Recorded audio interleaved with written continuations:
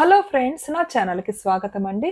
నేను మీకు చందమామ కథల్లో 1970 జనవరి మాసంలో వచ్చిన బేతాళ కథ చదివి వినిపిస్తున్నానండి. ఈ కథ పేరు నిర్భయుడు. ఇసుగు చెందని విక్రమార్కుడు చెట్టు వద్దకు తిరిగి వెళ్లి చెట్టుపై నుంచి శవాన్ని దించి భుజాన వేసుకుని ఎప్పటిలాగే మౌనంగా శ్మశానం కేసి నడవసాగాడు. అప్పుడు శవంలోని బేతాళుడు, రాజా, నీ దీక్ష చాలా గొప్పదే, కానీ అది ఎప్పటికీ చెడకుండా అలానే ఉంటుందనుకోకు. భయమన్నది ఏమిటో తెలియని ప్రగల్భుడు సైతం అతి స్వల్ప కారణానికి భయపడిపోయాడు. శ్రమ తెలియకుండా నీకు ప్రగల్భుడి కథ చెబుతాను విను అంటూ ఇలా చెప్పసాగాడు. గిరివ్రజపురంలో ఒక శ్రీమంతుడి కొడుకు ప్రగల్భుడు. బాల్యంలో కూడా అతనికి భయం అంటే ఏమిటో తెలిసేది కాదు. పెద్దవాడైతే భయం అదే తెలిసి వస్తుందనుకున్నారు. కానీ వాడు పెరిగి పెద్దవాడయ్యే కొద్దీ వాడికి అపాయాలంటే మరింత నిర్లక్ష్యం ఏర్పడింది. ప్రొద్దున లేచింది మొదలు వాడు అన్ని సాహసాలే చేసేవాడు. అటువంటి పనులు చెయ్యటానికి భయం లేదా అని ఎవరన్నా అడిగితే భయం అంటే ఏమిటి అనే ఎదురు ప్రశ్న వేసేవాడు. ప్రగల్భుడి తల్లిదండ్రులు తమ కొడుకు గురించి చాలా భయపడేవారు. అపాయం అంటే భయం లేనివాడు ఎప్పుడన్నా అపాయానికి గురి కావచ్చు. ప్రగల్భుణ్ణి గురించి ఏం చెయ్యాలో వారికి పాలుబోక తెలిసిన వారిని సలహా అడిగేవారు. ఒకసారి ఒక వృద్ధుడు వారితో, మీరు మీ కుమారుణ్ణి గురించి అనవసరంగా బెంగపడకండి. మీ బెంగ మూలంగా వాడు మారడు. వాడికి వచ్చే ఆపదలను మీ బెంగ తెప్పించలేదు. ఎప్పుడో వాడికి భయం అంటే ఏమిటో తెలిసి వస్తుంది. ఆ తరువాత వాడు అందరిలాగే జాగ్రత్తగా మసులుకుంటాడని చెప్పాడు. యుక్త వయసుడయ్యాక ప్రగల్భుడికి దేశాటన చెయ్యాలనిపించింది. ప్రపంచంలో ఎన్నో ప్రమాదాలున్నాయి. వాటన్నిటినీ ఎదుర్కోవాలని వాడి అభిలాష. తానున్న గిరివ్రజపురంలో చేయదగిన సాహసాలన్నీ అతను అదివరకే చేశాడు. అందుచేత అతను తండ్రి అనుమతి పొంది ఒక సేవకుణ్ణి వెంటబెట్టుకుని దేశాల మీద బయలుదేరాడు. వాళ్ళు చాలా గ్రామాలు చూశారు. సాహస కృత్యాలు చేసే అవకాశం ఏది వచ్చినా ప్రగల్భుడు వదిలిపెట్టలేదు. అతని పేరు అన్ని వైపులా మోరుమ్రోగింది. ఇలా దేశాటన చేస్తూ కొంతకాలానికి వారొక పెద్ద నగరం చేరారు. అది ఒక వర్తక కేంద్రము, పుణ్యక్షేత్రము కూడాను.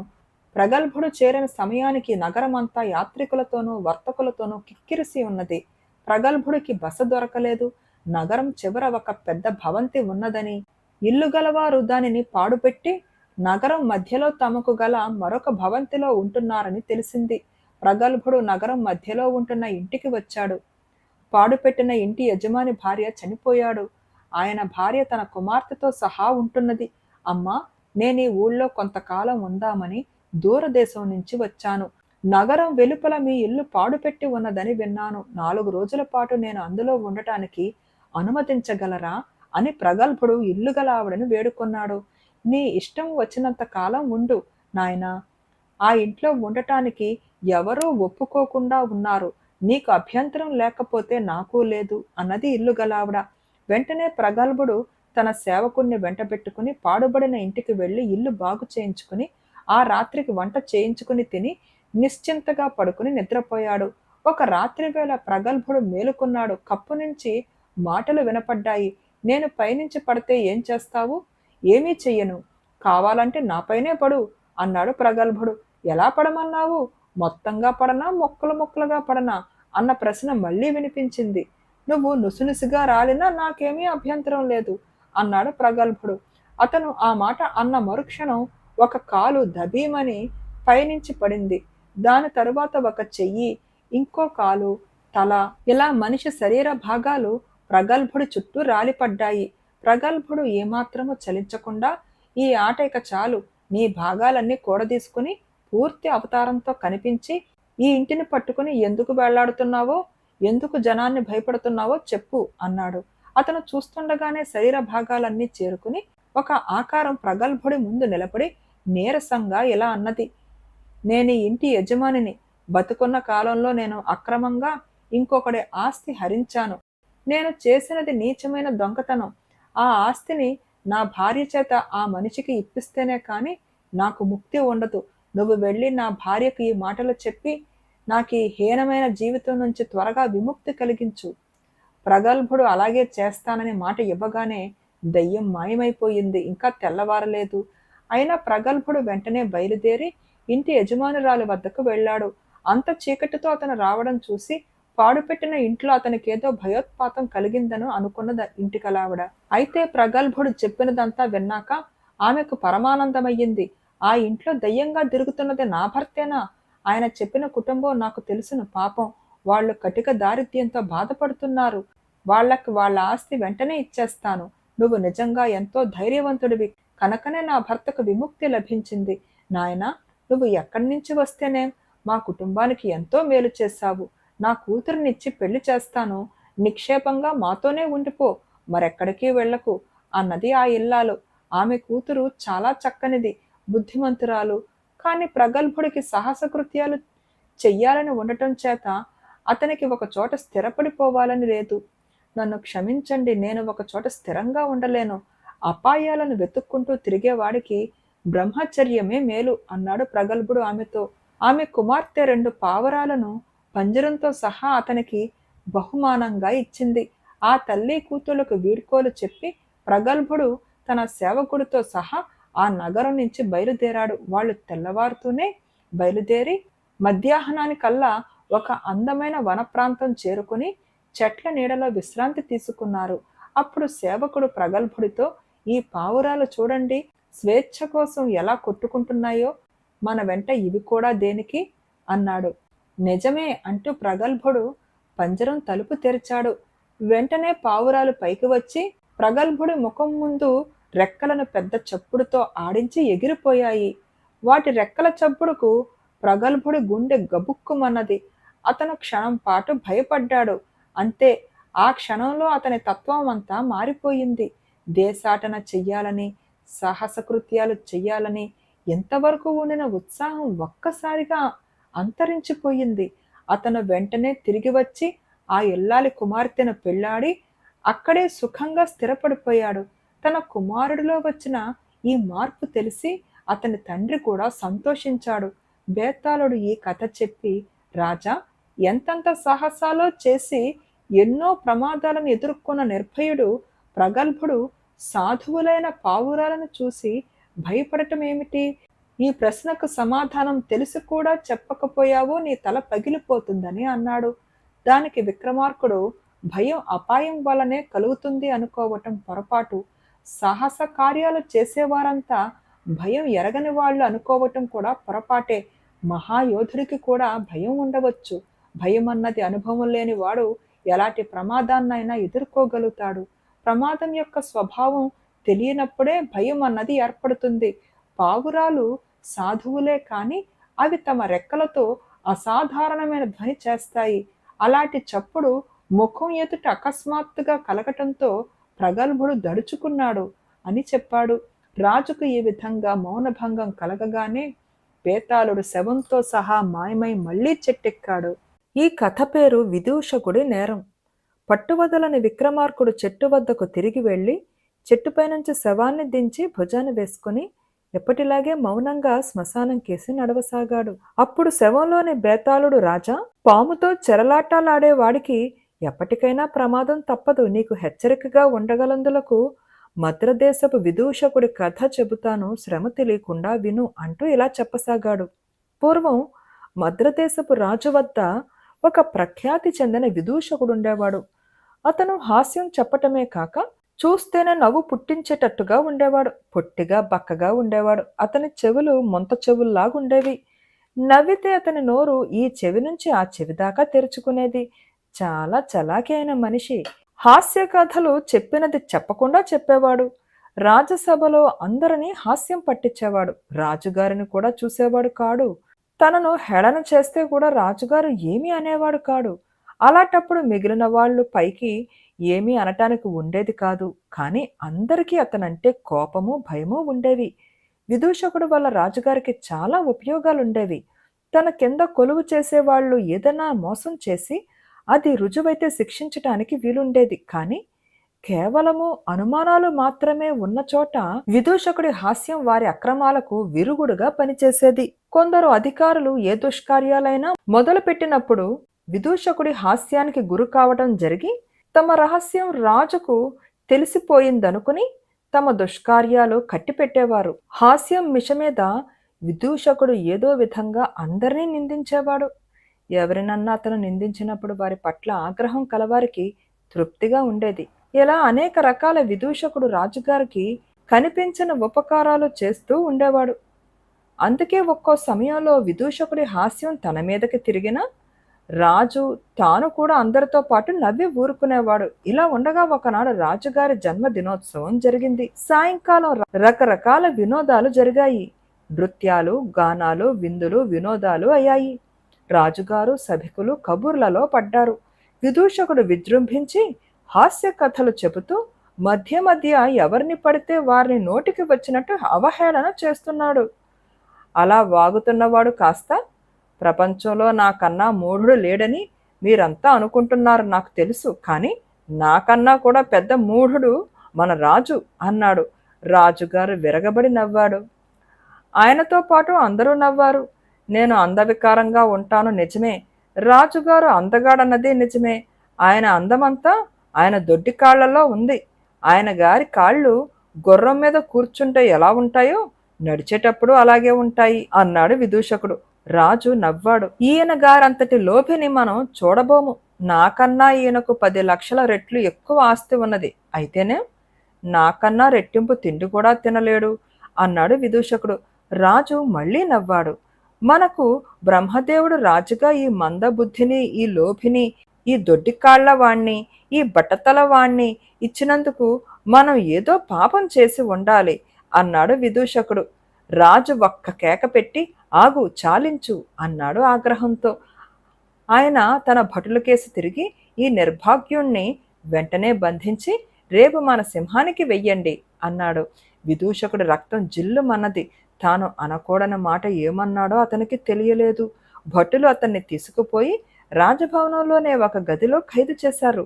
మర్నాడు ఉదయం కొందరు ఉద్యోగులు రాజుగారిని దర్శించి విదూషకుణ్ణి క్షమించమని, క్షమించలేకపోతే మరణదండన కాకుండా మరే శిక్ష అయినా విధించమని వేడుకున్నారు. అతన్ని సింహానికి వేస్తాననేశాను, వేసి తీరాలి అన్నాడు రాజు. సింహానికి వేస్తే సింహం అతన్ని తినేస్తుంది అన్నారు సభికులు. ఒకవేళ అది అతన్ని తినకుండా వదిలేస్తే నాకేమీ అభ్యంతరం లేదు అన్నాడు రాజు. సింహం బోను నుంచి అతను ప్రాణాలతో బయటపడితే అతన్ని తమరు మరో విధంగా శిక్షించరు గదా అని సభికులు అడిగారు. అప్పుడు శిక్షించవలసిన అవసరం లేదు, శిక్షించను అన్నాడు రాజు.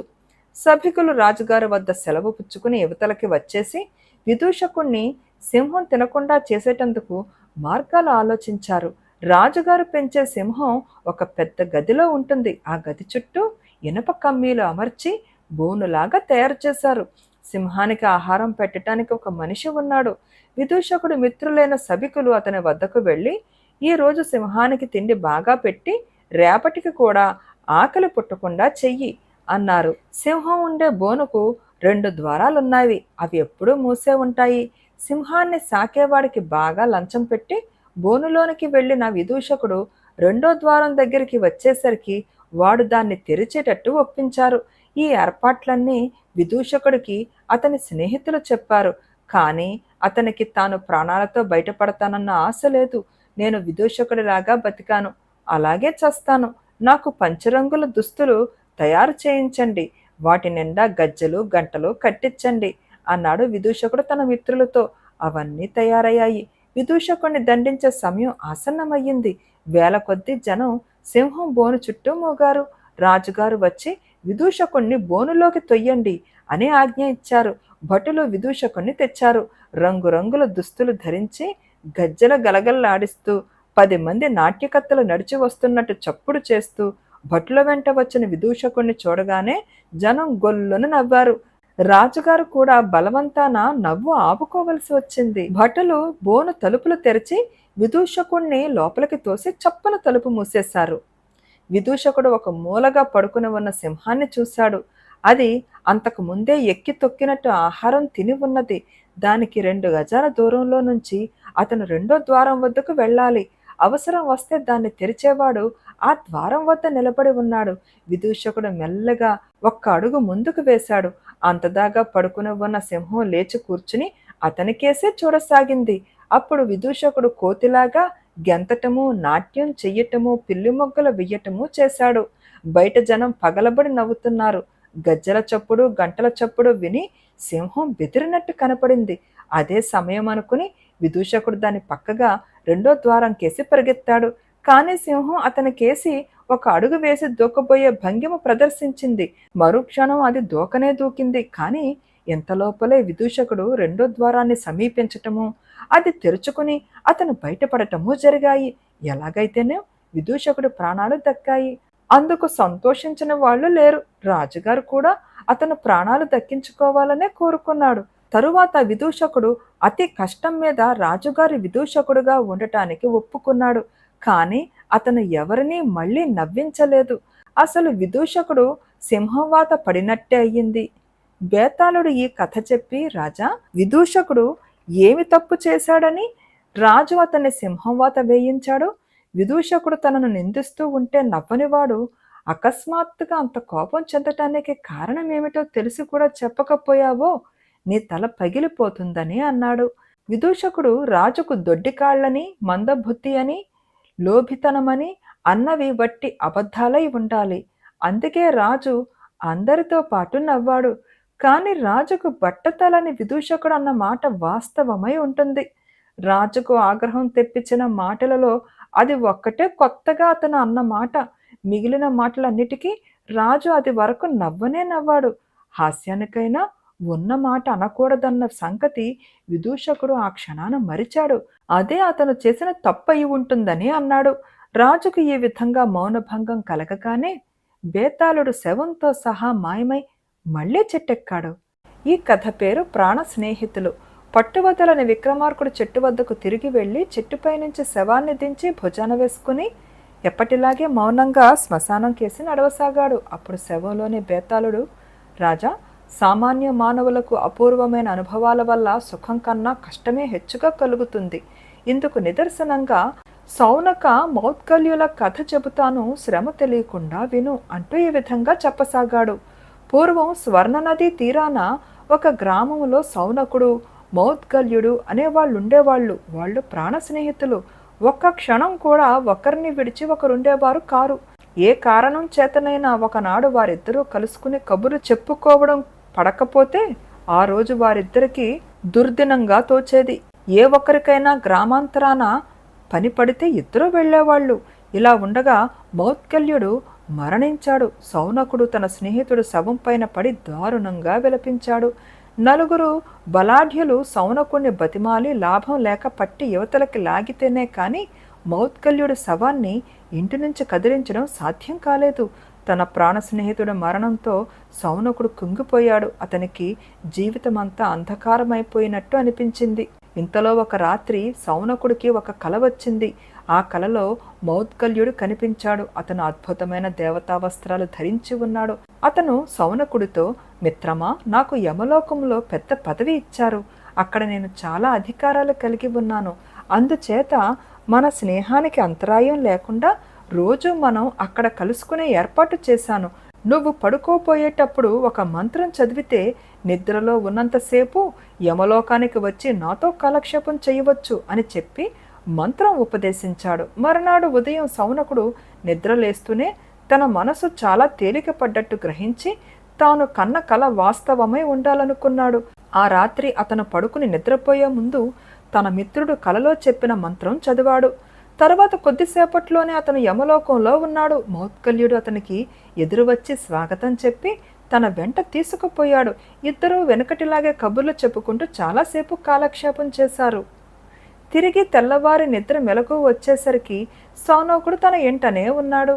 అది మొదలు ప్రతి రాత్రి అతను పడుకోబోయేటప్పుడు మంత్రం చదివి యమలోకానికి వెళ్ళి మౌద్గల్యుడితో ఇష్టాగోష్ఠి జరుపుతూ వచ్చాడు. మౌద్గల్యుడు చనిపోయాడన్న విచారం అతనిలో ఏమాత్రమూ లేకుండా పోయింది. ఇలా ఉండగా ఒక రాత్రి సౌనకుడి పక్కలో అతని మనుమడు 5 ఏళ్లవాడు పడుకున్నాడు. తాత చదివిన మంత్రం విని వాడు కూడా చదివాడు. సౌనకుడు యమలోకంలో తన వెంట తన మనుమడు కూడా ఉండటం చూసి కాస్త కంగారు పడ్డాడు. అయితే ఆ కుర్రవాడు మాత్రం ఏమీ జంకలేదు. కొంత దూరాన అనేక మంది పిల్లలు ఆడుకుంటూ ఉండడం చూసి వాడు వాళ్ళకేసి పరిగెత్తి వాళ్ల ఆటలలో చేరిపోయాడు. అది చూసి సౌనకుడు మనసు కుదుట పడింది. అతను మామూలు ప్రకారమే మౌద్గల్యుణ్ణి కలుసుకొని అతనితో కబుర్లు చెబుతూ ఉండిపోయాడు. కానీ తెల్లవారి తీరా అతను నిద్రలేచి చూసేసరికి మంచంలో అతని పక్క తన మనుమడి నిర్జీవ కళేబరం మటుకే ఉన్నది. యమలోకంలో నుంచి తాను తిరిగి వచ్చాడు, కానీ తన మనమడు అక్కడే దిగబడిపోయాడు. మళ్ళీ రాత్రి అయిన దాకా తాను ఏమీ చెయ్యటానికి లేదు. ఇంట్లో ఆడవాళ్ళు పిల్లవాడు పోయినందుకు శోకాలు పెట్టారు. మీరేమీ ఆదుర్త పడకండి, రేపీ పాటికి వాడు బతుకుతాడు అన్నాడు శౌనకుడు. శౌనకుడే కారణమై ఉంటారని వాళ్ళు అనుమానించసాగారు. శౌనకుడికి ఆ పగలు ఒక యుగంలాగా గడిచింది. రాత్రి పడుకుని మంత్రం చదివి యమలోకం చేరుతూనే శౌనకుడు తన మిత్రుణ్ణి కలుసుకుని, నిన్న నా వెంట వచ్చిన నా మనమడు ఇక్కడే దిగబడిపోయాడు, వాడి కోసం వెతికించు అన్నాడు. ఎక్కడని వెతికించను, అది సాధ్యమయ్యే పని కాదే అన్నాడు మౌద్గల్యుడు. ఎందుకు సాధ్యం కాదు? కుర్రవాడేమన్నా ఉట్టుడియంగా మాయమవుతాడా అన్నాడు శౌనకుడు. అది అసంభవం కాదే అన్నాడు మౌద్గల్యుడు, యమలోకపు వ్యవహారాలు తెలిసినవాడు కనుక. ఈ జవాబుతో శౌనకుడికి ఆరాటం హెచ్చిపోయింది. ఎలాగైనా సరే నా మనుమడి ఆచూకీ తెలుసుకుంటే కానీ నేను ఇంటికి తిరిగి పోవటానికి లేదు, వాడి దుస్థితికి నేనే కారణం అన్నాడు శౌనకుడు. జనన మరణాల చిఠా చూస్తే కానీ తేలదు, మనం చిత్రగుప్తుడి కార్యాలయానికి వెళదాం అన్నాడు మౌద్గల్యుడు. చిత్రగుప్తుడి వద్ద అంతులేని జాబితాలున్నాయి. వాటిని తిరగవేయటానికి చాలా కాలం పట్టింది. అమ్మయ్యా, నీ మనమడి అజ దొరికింది, అదృష్టం. నువ్వుండే గ్రామం పక్క గ్రామంలో ఒక పంది ఈ రాత్రే 13 పిల్లల్ని ఈనుతుంది. అందులో ముఖాన తెల్లమచ్చగల పిల్లగా నీ మనవడు పుడుతున్నాడు అన్నాడు మౌద్గల్యుడు. అదా అదృష్టం అన్నాడు శౌనకుడు నివ్వెరపోయి. నా ఉద్దేశం మరేమీ లేదు. నువ్వు తెల్లవారుతూనే ఆ గ్రామానికి వెళ్ళి ఆ పంది పిల్లను చంపేసినట్టయితే నీ మనుమడు తిరిగి బతుకుతాడు అన్నాడు మౌద్గల్యుడు. మరుక్షణంలోనే శౌనకుడికి మెలకువ వచ్చింది. అతను అప్పటికప్పుడే బయలుదేరి పొరుగురికి వెళ్ళి ఆ రాత్రి ఈయన పంది గురించి విచారించి దాని పిల్లలను లెక్కపెట్టి చూసుకుని తెల్లమచ్చగల దాన్ని డబ్బిచ్చి కొని అక్కడే దాన్ని చంపి ఇంటికి తిరిగి వచ్చాడు. శౌనకుడు తిరిగి వచ్చేసరికి అతని మనుమడు ఎప్పటిలాగే ఇంట్లో ఆడుకుంటూ కనిపించాడు. శౌనకుడి ఆరాటం తీరిపోయింది. కానీ అటు తర్వాత అతను ఎన్నడూ యమలోకానికి వెళ్ళలేదు, తన ప్రాణ స్నేహితుణ్ణి కలుసుకోనూ.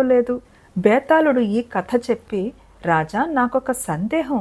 శౌనకుడికి యమలోక యాత్రల వల్ల నష్టమేమీ కలగకపోగా ఒక విధంగా మేలే జరిగింది కదా. అతను తన ప్రాణ స్నేహితుణ్ణి చూడటం అకస్మాత్తుగా ఎందుకు మానుకున్నాడు? ఈ ప్రశ్నకు సమాధానం తెలిసి కూడా చెప్పకపోయావో నీ తల పగిలిపోతుందని అన్నాడు. దానికి విక్రమార్కుడు, శౌనకుడి మనవుడు యమలోకానికి వెళ్ళటానికి గాని దారి తప్పి పంది కడుపున పుట్టడానికి కానీ మౌద్గల్యుడు ఏమాత్రమూ బాధ్యుడు కాడు. అందుచేత శౌనకుడికి ఆ స్నేహితుడిపైన ఆర్ద్రత తగ్గటానికి వేరే కారణం ఉండాలి. అదేమిటంటే యమలోకంలో ఉద్యోగి అయిన మౌద్గల్యుడి మానవ దృక్పథం పూర్తిగా మారిపోయింది.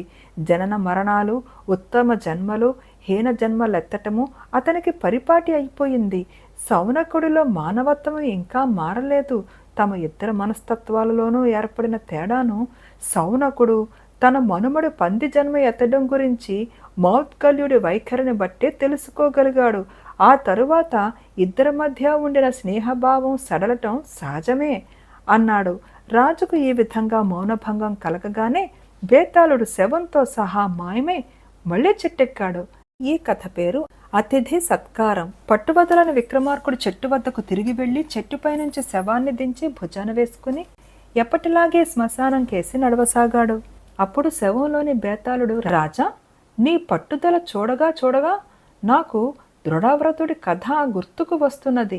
అతని పట్టుదలకు దేవతలే లొంగిపోవలసి వచ్చింది. శ్రమ తెలియకుండా ఉండగలందులకు నీకు అతని కథ చెబుతాను, విను అంటూ ఇలా చెప్పసాగాడు. శ్వేతవనంలో దృఢవ్రతుడు అనేవాడు ఆశ్రమం నిర్మించుకుని ఉండేవాడు. అతను బ్రహ్మచారి, ఒంటరిగాడు. అతను తపస్సు చేసినవాడు కూడా కాడు. కానీ యావత్ జీవితం అతిథి సత్కార వ్రత నియమం తప్పకుండా ఆచరించాడు. ఏ వేళలో ఎవరు వచ్చినా సరే తన కుటీరంలోకి ఆహ్వానించి తనకున్న దానిలోనే పెట్టి పంపేవాడు. అతను కుటీరం విడిచి బయటికి వెళితే కందమూలాల ఫలాల కోసమే వెళ్ళేవాడు. తన అవసరానికి మించి తెచ్చేవాడు. అందుచేత అతిథులకు పెట్టడానికి అతని వద్ద పండో ఫలమో ఉంటూనే ఉండేది. ఇలా ఉండగా ఒకనాడు అర్ధరాత్రి దాటి ఎవరో వచ్చి తలుపు తట్టారు. దృఢవ్రతుడు తలుపు తీసి చూసేసరికి ఒక ఆజాను బాహువైన ఋషి, మంచి తేజస్సు కలవాడు కనిపించి ఆకలిగా ఉన్నది, భోజనం పెట్టగలవా అని అడిగాడు. దయచెయ్యండి దయచెయ్యండి అంటూ దృఢవ్రతుడు ఆ ఋషిని లోపలికి ఆహ్వానించాడు. నేను ఒక్కడే కాదు, నా వెంట ఇంకా 7గురున్నారు, అందరము ఆకలితోనే ఉన్నాం అన్నాడు ఆ ఋషి. వారిని కూడా లోపలికి రమ్మనండి అన్నాడు దృఢవ్రతుడు. అలా అన్నాడే కాని అతని గుండె పిచపిచలాడుతున్నది. అతని కుటీరంలో 2 దుంపలు 2-3 ఫలాలు మించిలేవు. వాటితో 8 మంది ఆకలి తీరడం అసంభవం. తాను బయటకు వెళ్ళి ఆహారం తేవటానికైనా వేళ కాని వేళ అరణ్యంలో క్రూర మృగాలు సంచరిస్తూ ఉంటాయి. అయినా అతను దైవం మీదనే భారం వేసి 8 మంది అతిథులను తన కుటీరంలోకి ఆహ్వానించి, తమరందరూ కొంచెం సేపు కూర్చోండి, నేను త్వరలోనే తమకు ఆహారం సిద్ధం చేసి తీసుకువస్తాను అని అగ్నిహోత్రం ఉన్న గదిలోకి వెళ్ళాడు. అత్యాశ్చర్యకరంగా ఆ గదిలో ఒక మూల కందమూలాల పోగు, ఫలాల గుట్ట కనిపించింది. అవి ఎలా వచ్చాయన్న విషయం పట్టించుకోకుండా దృఢవ్రతుడు తన అతిథులకు ఫలాలు ఇచ్చి, వారు వాటిని తినేలోపుగా కందమూల ఫలాలను చక్కగా కాల్చి తెచ్చి వారి ముందుంచాడు.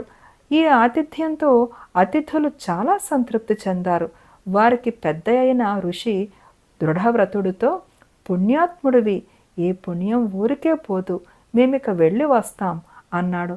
తెల్లవారేదాకా విశ్రమించి వెళ్ళవచ్చునే అన్నాడు దృఢవ్రతుడు. మాకు రాత్రి పగలు అన్న విచక్షణ లేదు, విశ్రమించడం తర్వాత, మేము వెళ్ళవలసిన దూరం చాలా ఉన్నది అన్నాడు ఋషుల పెద్ద. ఆయన కుటీరం వెలుపలకు దారి తీశాడు. ఆయన అనుచరులు ఒకరొకరే బయటికి పోతున్నారు. అప్పుడు వారిలో ఆఖరివాడు దృఢవ్రతుణ్ణి సమీపించి రహస్యంగా, పిచ్చివాడా, ఆయనను ఊరికే పోనిస్తున్నావేమిటి? ఏదన్నా వరం అడుగు ఇస్తాడు. ఆయన ఎవరనుకున్నావు? దేవేంద్రుడు, మేము మిగిలిన దిక్పాలకులం అన్నాడు. దృఢవ్రతుడు గబగబా బయటకు వచ్చి ఋషుల పెద్దతో, స్వామి, కొంచెం ఆగండి, తమరు అనుమతిస్తే ఒక వరం కోరాలని ఉన్నది అన్నాడు. దేవేంద్రుడు సంతోషించి, తప్పకుండా కోరుకో అన్నాడు. మరేమీ లేదు, నాకు పనిలేని వేళలలో పాచికలు ఆడాలని ఉంటుంది. ఎవరిని రమ్మన్నా రారు. నేను పిలిస్తే ఎవడైనా సరే పాచికలు ఆడటానికి వచ్చి నాతో ఓడిపోయేటట్టు వరం అనుగ్రహించండి, ఇంతకంటే మరేం కోరను అన్నాడు దృఢవ్రతుడు. దేవేంద్రుడు ముఖం మాడిపోయింది. ఈ ఆశ్రమవాసి ఉత్తమ దృష్టి గలవాడై ఉంటాడని, బొందుతో స్వర్గానికి తీసుకుపొమ్మనో, ఏ అప్సరసనైనా తనకు భార్యగా పంపమనో కోరుకుంటాడని దేవేంద్రుడు అనుకున్నాడు. దృఢవ్రతుడు అలాంటి కోరిక కోరి ఉంటే దేవేంద్రుడు సంతోషంగా తీర్చేవాడే కూడాను. కానీ దృఢవ్రతుడు క్షుద్రమైన కోరిక కోరాడు. అయినా ఇస్తానన్నాక వరం ఇవ్వక తప్పదు గనక, నువ్వు అడిగితే ఎలాంటి వాడైనా సరే నీతో పాచికలు ఆడి ఓడిపోయేటట్టు వరం ఇస్తున్నాను అనేసి అంతర్ధానమయ్యాడు. ఆయనతో పాటే మిగిలిన దిక్పాలకులు అంతర్ధానమయ్యారు. అటు తరువాత దృఢవ్రతుడికి పాచికలతో చక్కని కాలక్షేపం అవుతూ వచ్చింది. చుట్టుపక్కల ఆశ్రమాల వాళ్ళు వచ్చి అతనితో పాచికలు ఆడి ఓడిపోతుండేవాళ్ళు. అతని అతిథి సత్కారం కూడా అవిచ్ఛన్నంగా జరిగిపోయింది. చివరికి ఒకనాడు అతని కోసం యమదూతలు వచ్చారు. తన పాచికలను చేతపుచ్చుకుని దృఢవ్రతుడు కింకరుల వెంట యమధర్మరాజు ఆస్థానానికి వెళ్ళాడు. అక్కడ చిత్రగుప్తుడు దృఢవ్రతుడి జాబితా చూసి యమధర్మరాజుతో, ఇతను చాలా పుణ్యాత్ముడు, యావజ్జీవం అతిథి పూజ చేసి స్వర్గంలో 1,000,000 సంవత్సరాల పాటు భోగాలు అనుభవించగలడు. అయితే ఇతనికి పాచికలాడే వ్యసనం ఉన్నందున ఒక్కసారి నరక దర్శనం చేయించి స్వర్గానికి పంపేద్దాం అన్నాడు. యముడి అనుమతితో కింకరులు దృఢవ్రతుణ్ణి నరకమంతా తిప్పారు. నరకయాతనలు అనుభవించే వారిని చూసి దృఢవ్రతుడు చాలా నొచ్చుకుని, యముడు తన అతిథులకు చేసే సత్కారం ఇదా అనుకున్నాడు. నరకం చూడటం పూర్తయ్యాక అతను యముడి వద్ద సెలవు పుచ్చుకోబోతూ, ధర్మరాజా, నాతో పాచికలు ఆడు, ఒక చిన్న పందెం కూడా పెట్టుకుందాం. నేను ఓడిపోతే నా పుణ్యమంతా ధారపోసి తిరిగి జన్మ ఎత్తేదాకా ఈ నరకంలో ఉండిపోతాను. నువ్వు ఓడిపోతే నీ నరకంలో ఉన్న వారందరినీ నా వెంట పంపేయి అన్నాడు. చిత్రగుప్తుడు ఆడవద్దని లబలబలాడుతున్నా వినిపించుకోక, దేవేంద్రుడికిచ్చిన వర ప్రభావం వల్ల యముడు దృఢవ్రతుడితో పాచికలు ఆడి ఓడిపోయాడు. అందుచేత ఆయన నరకమంతా ఖాళీ చేసి పాపులందరినీ దృఢవ్రతుడి వెంట పంపక తప్పింది కాదు. యమకింకరులు దృఢవ్రతుణ్ణి అతని అనుచరులను స్వర్గద్వారం వద్దకు చేర్చి అక్కడి ద్వారపాలకులతో ఈ దృఢవ్రతుడికి యమధర్మరాజు గారు 1,000,000 సంవత్సరాలు స్వర్గ సుఖాలు నిర్ణయించారు అని చెప్పి వెళ్ళిపోయారు. స్వర్గద్వారపాలకుడు దృఢవ్రతుణ్ణి లోపలికి రానిచ్చాడు, కానీ అతని వెంట ఉన్న వాళ్ళని రానివ్వక మీరంతా ఎవరు అని అడిగాడు. వీళ్ళంతా నా వెంట వచ్చిన వాళ్ళు అన్నాడు దృఢవ్రతుడు. వీళ్లకు స్వర్గంలో స్థానం లేదు అన్నాడు ద్వారపాలకుడు. మీ దేవేంద్రుడు వచ్చి నా ఆతిథ్యం కోరినప్పుడు ఆయన వెంట వచ్చిన వారు ఎవరు అని నేను అడిగానా? ఈ మాట దేవేంద్రుడు గారిని అడిగిరా అన్నాడు దృఢవ్రతుడు. ఈ మాట దేవేంద్రుడు చెవిని పడింది. ఆయన స్వయంగా వచ్చి దృఢవ్రతుడికి స్వాగతం చెప్తూ అతని వెంట వచ్చిన పాపులందరినీ స్వర్గంలోకి రానిచ్చాడు. బేతాళుడు ఈ కథ చెప్పి, రాజా, దృఢవ్రతుడు యుక్తితో ఇలా పాపులందరికీ స్వర్గప్రవేశం కలిగించాడు కదా, ఇది సవ్యంగా ఉన్నదా? ఇంద్రుడు దృఢవ్రతుడి యుక్తిని ఎందుకు సాగనిచ్చాడు? ఈ ప్రశ్నకు సమాధానం తెలిసి కూడా చెప్పకపోయావో నీ తల పగిలిపోతుందని అన్నాడు. దానికి విక్రమార్కుడు, దేవేంద్రుడు దృఢవ్రతుడి యుక్తికి లొంగిపోయాడన్నది సరికాదు. అతిథి సత్కారం అన్నది అత్యుత్తమ వ్రతం. అందుకనే ఆ ఒక్క వ్రతమే ఆచరించి ఏ తపస్సు చెయ్యని దృఢవ్రతుడికి అంతులేని స్వర్గ సుఖాలు సంప్రాప్తమయ్యాయి. అలాంటి వ్రతం అవలంబించిన వాడి పుణ్యం ఎంతమంది పాపాలనైనా పరిహరించగలదు. ఈ సంగతి తెలిసే ఇంద్రుడు పాపులను స్వర్గంలోనికి రానిచ్చాడని అన్నాడు. రాజుకు ఈ విధంగా మౌనభంగం కలగగానే బేతాళుడు శవంతో సహా మాయమై మళ్లీ చెట్టెక్కాడు. ఈ కథ పేరు అర్ధరాజ్యం.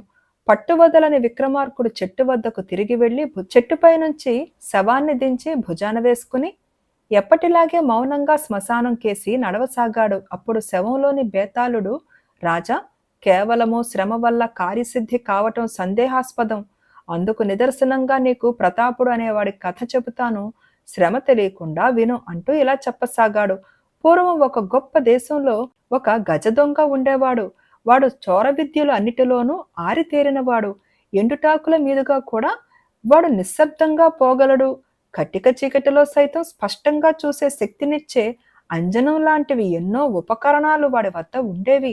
ఆ కారణం చేత వాడు యవ్వనంలోనే ప్రవేశించే నాటికే అంతులేని సంపదలు కొల్లగొట్టి దాచాడు. ఈ గజ దొంగను చూసిన వారు లేరు, వాణ్ణి పట్టిన వారు అంతకన్నా లేరు. కానీ ప్రజలు వాడికి ప్రచండుడు అని పేరు పెట్టారు.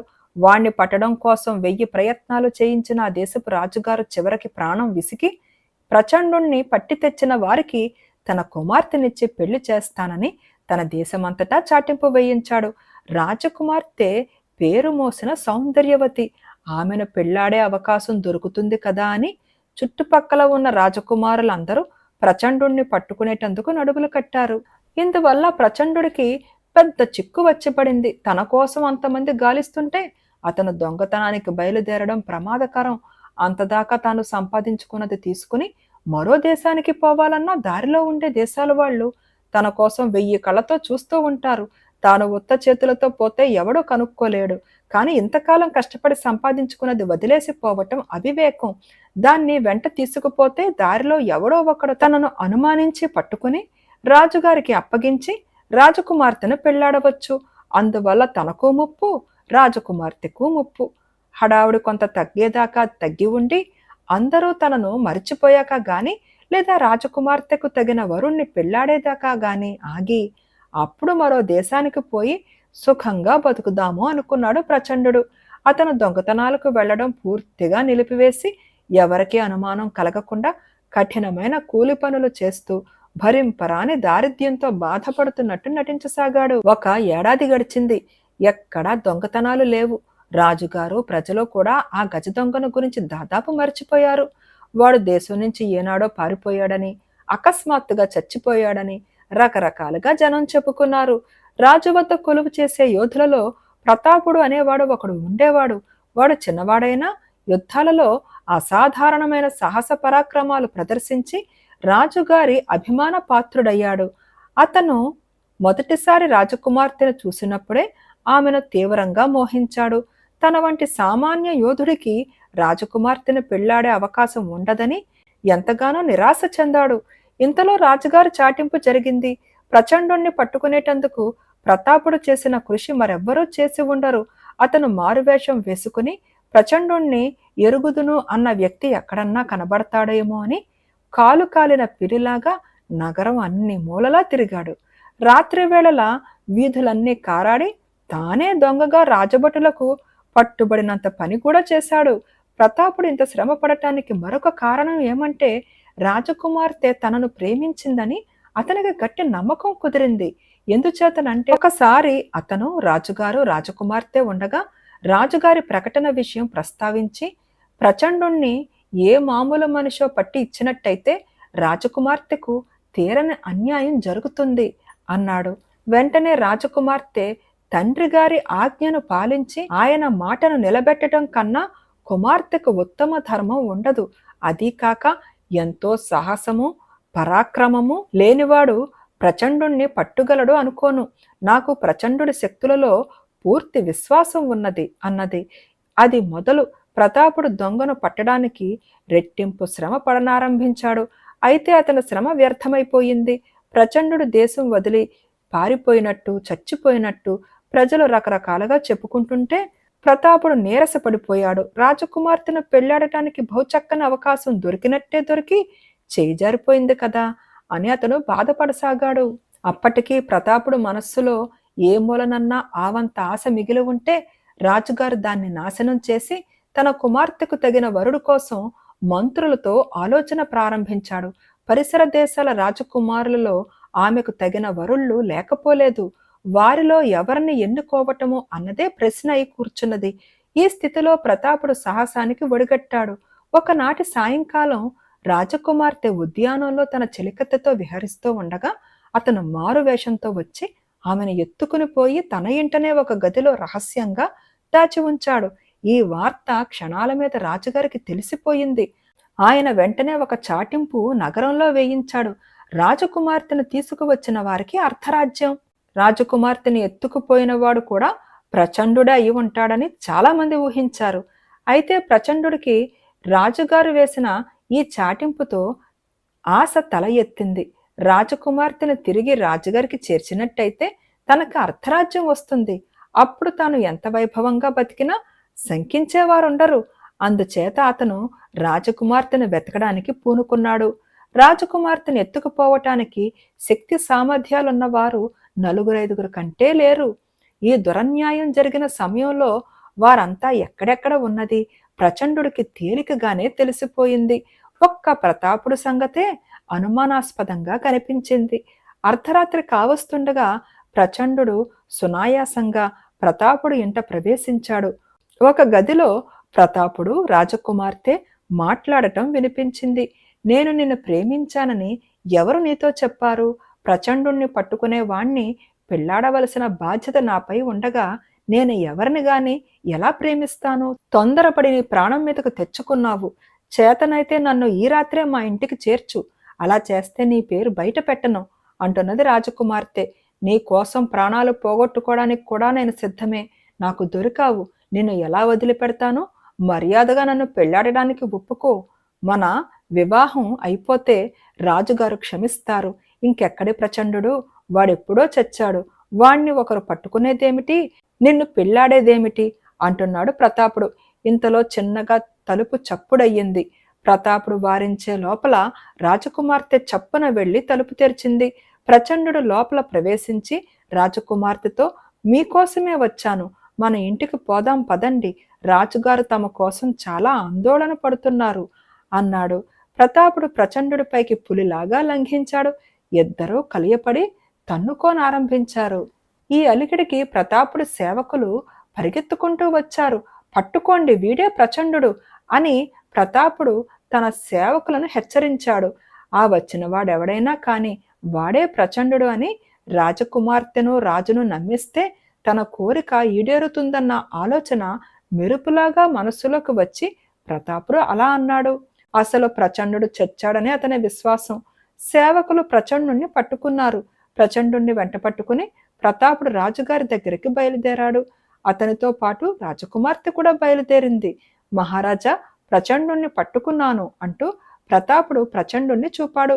తన కుమార్తె తిరిగి దొరికినందుకు పరమానందం చెందిన రాజు ఈ మాటకు నిర్ఘాంతపోయి ప్రచండుడి కేసి తిరిగి, ఎవరు నువ్వు అని అడిగాడు. నా పేరు సూరన్న మహారాజా, పార పలుగు తీసుకుని పొట్ట పోసుకునేవాణ్ణి అన్నాడు ప్రచండుడు. ఈ మనిషి ప్రచండుడన్నది అబద్ధం. ప్రచండుడు చచ్చిపోయాడని ఈ ప్రతాపుడే నాతో అన్నాడు. నన్ను ఎత్తుకుపోయిన వాడు ప్రతాపుడు, నన్ను విడిపింపవచ్చిన వాడు ఈ సూరన్న అన్నది రాజకుమార్తె. ఆడి తప్పను. ఈ సూరన్నకు రేపే అర్ధరాజ్యం ఇచ్చేస్తాను. ఎవర్రా అక్కడ? రేపు విచారణ జరిగేదాకా ఈ ప్రతాపుణ్ణి ఖైదులో ఉంచండి అన్నాడు రాజు. భటులు ప్రతాపుణ్ణి పట్టుకుపోయారు. అప్పుడు ప్రచండుడు రాజుతో, మహారాజా, నాదొక విజ్ఞాపన. ప్రచండుణ్ణి పట్టుకున్న వారికి తమరు తమ కుమార్తెనిచ్చి పెళ్లి చేస్తానన్న కారణంగా ఇలాంటి అక్రమాలు జరుగుతున్నాయి. మీరా మాటను ఉపసంహరించి రాజకుమార్తెను తన ఇష్టానుకూలంగా పెళ్లాడనిచ్చే పక్షంలో ఆ ప్రచండుడి ఆచూకీ నేను చెబుతాను. వాడు చావలేదు, దేశం విడిచి పోనూ లేదు అన్నాడు. నిజమా? ఆ ప్రచండుడు ఎక్కడ ఉన్నాడు అని రాజు ఆత్రంగా అడిగాడు. నేనే ప్రచండుణ్ణి అన్నాడు ప్రచండుడు వినయంగా. రాజు నిర్ఘాంతపోయి కొంచెం సేపు ఆలోచించి, సరే, ఇక్కడే నీకు బస ఏర్పాటైంది, వెళ్ళి పడుకో అన్నాడు. మర్నాడు సభలో ప్రతాపుడి విచారణ జరిగింది. రాజు అతనికి యావజ్జీవ కారాగార శిక్ష విధించాడు. తర్వాత ఆయన రాజకుమార్తెను తనకు తిరిగి తెచ్చి ఇచ్చిన సూరన్న అనే అతనికి అర్ధరాజ్యం ఇచ్చి తన కుమార్తెతో వివాహం జరపనున్నట్టు ప్రకటించాడు. బేతాళుడు ఈ కథ చెప్పి, రాజా, అంతా తనకు అనుకూలంగా అయినాక ప్రచండుడు తన రహస్యం బయటపెట్టి తన పీక మీదకి వచ్చినంత పని ఎందుకు చేశాడు? అతన్ని పట్టి ఇచ్చిన ప్రతాపుడికి తన కుమార్తెనిచ్చి పెళ్లి చేయడానికి మారుగా రాజు ఆమెను ప్రచండుడికే ఎందుకు ఇచ్చి చేశాడు? ఈ సందేహాలకు సమాధానం తెలిసి కూడా చెప్పకపోయావో నీ తల పగిలిపోతుందని అన్నాడు. దానికి విక్రమార్కుడు, రాజు సరిగానే ప్రవర్తించాడు. ప్రచండుణ్ణి పట్టి ఇచ్చిన ఘనత ప్రతాపుడికి దక్కరాదని రాజకుమార్తె మాటల వల్లే వెల్లడయ్యింది. ప్రచండుణ్ణి నిజంగా పట్టి ఇచ్చినవాడు ప్రచండుడనే చెప్పాలి. అందుచేతనే రాజు తన కుమార్తెను అతనికి ఇచ్చి ఉండవచ్చు, లేదా రాజకుమార్తె ఇచ్ఛానుసారం పెళ్లి చెయ్యమని ప్రచండుడు రాజును కోరి ఉన్నాడు కనుక ప్రచండుణ్ణి పెళ్లాడటం రాజకుమార్తె ఇచ్చ కూడా కావచ్చు. గజదొంగని ప్రచండుణ్ణి రాజు శిక్షించే అవకాశం లేదు. ఎందుచేతనంటే రాజకుమార్తెను తెచ్చినందుకు అర్ధరాజ్యానికి ప్రచండుడు అర్హుడయ్యాడు. ఏ రాజు గాని తన సాటి రాజును విచారణ చేసి శిక్షించలేడు. ప్రచండుడు తనను తాను బయట పెట్టుకోవడానికి కారణం లేకపోలేదు. రాజుగారు తనను గురించి వివరాలు తెలుసుకోవడానికి తప్పక ప్రయత్నిస్తాడు. అప్పుడు అతని రహస్యం బయటపడవచ్చు. అదిగాక ప్రచండుడు ఒక విధంగా రాజకుమార్తెను ప్రేమించినట్టే కనబడతాడు. లేకపోతే ఆమెను ఎవరో ఎత్తుకుపోయినట్టు తెలియగానే ఆమె జాడ వెతుకుతూ బయలుదేరడు. అది కేవలం అర్ధరాజ్యం కోసమే అయితే తన రహస్యం బయట పెట్టే ముందు కొంచెం ఆలోచించేవాడే. అతను చాలా వరకు రాజకుమార్తె సుఖం కోరే ఆ పని చేసినట్టు కనబడుతుందని అన్నాడు. రాజుకు ఈ విధంగా మౌనభంగం కలగగానే బేతాళుడు శవంతో సహా మాయమై తిరిగి చెట్టెక్కాడు. ఈ కథ పేరు ముగ్గురు రాణులు. విసుగు చెందని విక్రమార్కుడు చెట్టు వద్దకు తిరిగి వెళ్లి చెట్టుపై నుంచి శవాన్ని దించి భుజాన వేసుకుని ఎప్పటిలాగే మౌనంగా శ్మశానం కేసి నడవసాగాడు. అప్పుడు శవంలోని బేతాళుడు, రాజా, నువ్వు ఎవరి యందు విశ్వాసం ఉంచి ఇలా శ్రమ పడుతున్నావో తెలియదు గాని వారి విశ్వాస పాత్రత నిర్ణయించడం నీ విధి. లేని పక్షంలో మయంక దేశపు రాజైన సుజితవర్మలాగా చిక్కులో పడగలవు. శ్రమ తెలియకుండా ఉండగలందులకు నీకు అతని రాణుల కథ చెబుతాను విను అంటూ ఇలా చెప్పసాగాడు. మయంక దేశపు రాజులకు ప్రథక రాజకుమార్తెలు పట్టపురాణులుగా ఉండటం అనేక తరాలుగా జరుగుతున్నది. 2 రాజవంశాలు గొప్ప వంశగౌరవం కలవి. అందుచేత ఈ ఆచారాన్ని ఉభయ రాజ్యాల వారు పాటిస్తూ వచ్చారు. ఆ కారణం చేత ప్రథక రాజకుమారి సౌదామిని దేవి యుక్త వయస్కురాలు కాగానే ఆమెను సుజితవర్మకిచ్చి పెళ్లి చేశారు. అయితే సుజితవర్మ అప్పటికి 14 ఏళ్లవాడు. సౌదామిని దేవి అతని కన్నా అంతో ఇంతో వయసులో పెద్దది. సుజితవర్మ తన 25వ ఏట రాజ్యాభిషిక్తుడైనప్పుడు సౌదామిని దేవి అతనికి పట్టపురాణి అయ్యింది. సుజితవర్మ రాజ్యాభిషిక్తుడైన కొద్ది కాలానికే విదర్భ రాజకుమార్తె సౌమ్యలతకు స్వయంవరం జరిగింది. ఆ స్వయంవరానికి అనేక మంది ఇతర రాజులతో పాటు సుజితవర్మ కూడా వెళ్ళాడు.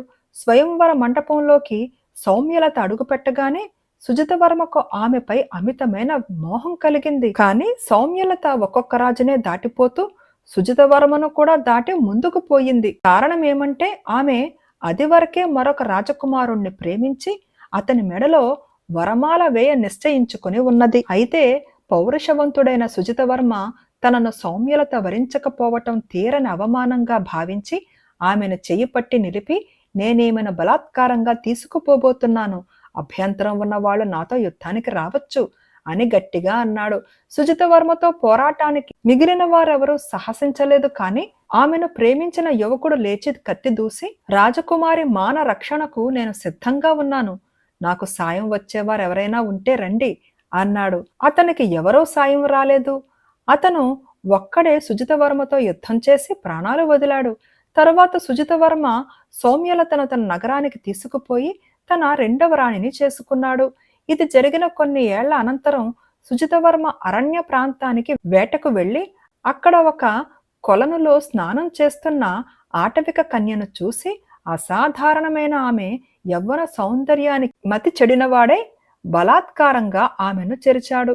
ఈ సంగతి క్షణాల మీద ఆటవికులకు తెలిసి కొన్ని వందల మంది ఆటవికులు ఈటెలు బాణాలు పట్టుకుని వచ్చి రాజును చుట్టుముట్టారు. రాజు వెంట వచ్చిన పరివారులు వారిని ఎదిరించలేకపోయారు. సుజితవర్మ తాను చేసిన పనికి శిక్ష తప్పదని గ్రహించి ఆ ఆటవిక కన్యను పెళ్లాడి తన మూడవ రాణిగా చేసుకుని ఆమె బలగానికంతకు బహుమానాలు పంచి వారిని మంచి చేసుకున్నాడు.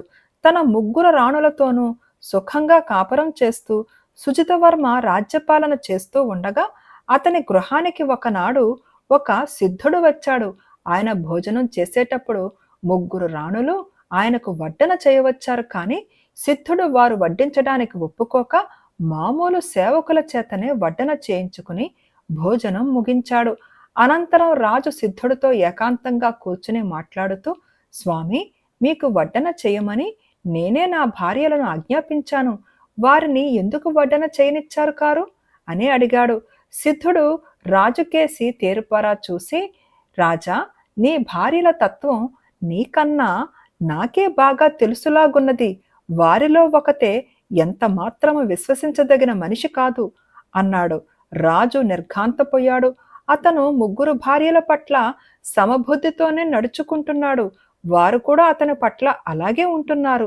వారిలో వారికి కూడా ఎలాంటి కలతలు ఈర్ష్యలు ఉన్నట్టు లేవు. స్వామి, మీ మాటలు చాలా విచిత్రంగా ఉన్నాయి. నా భార్యలలో విశ్వసించరానిది ఎవరు అని రాజు సిద్ధుణ్ణి అడిగాడు. నాకు వారు విడివిడిగా తెలియదు నాయనా. నాకు వడ్డించవచ్చిన వారిలో ఒకతే విసర్జించతగినదని మాత్రం చెప్పగలను. ఆమె ఎవరో నీవే తెలుసుకుని సాధ్యమైనంత త్వరలో పంపివెయ్యి అన్నాడు సిద్ధుడు. నాకు ఏ ఒకరి గురించి అనుమానం లేదు. వారిలో ఒకతే నమ్మదగనిదని మీరు రుజువు చెయ్యగలిగితే అన్నాడు రాజు. రుజువు చెయ్యటం ఏమంత కష్టం కాదు, కానీ నేను చెప్పినట్టు చెయ్యి అని సిద్ధుడు రాజుకు ఒక ఉపాయం చెప్పాడు. మరి కాసేపటికి రాజు తీవ్రమైన గుల్మ వ్యాధితో బాధపడుతున్నట్టు, త్వరలో చికిత్స జరగకపోతే ప్రాణాపాయం కలిగేటట్టు రాజభవనంలో వార్త పుట్టింది. అందరూ వచ్చి సిద్ధుణ్ణి, స్వామి, ఈ వ్యాధికి చికిత్స ఏమిటి అని అడిగారు.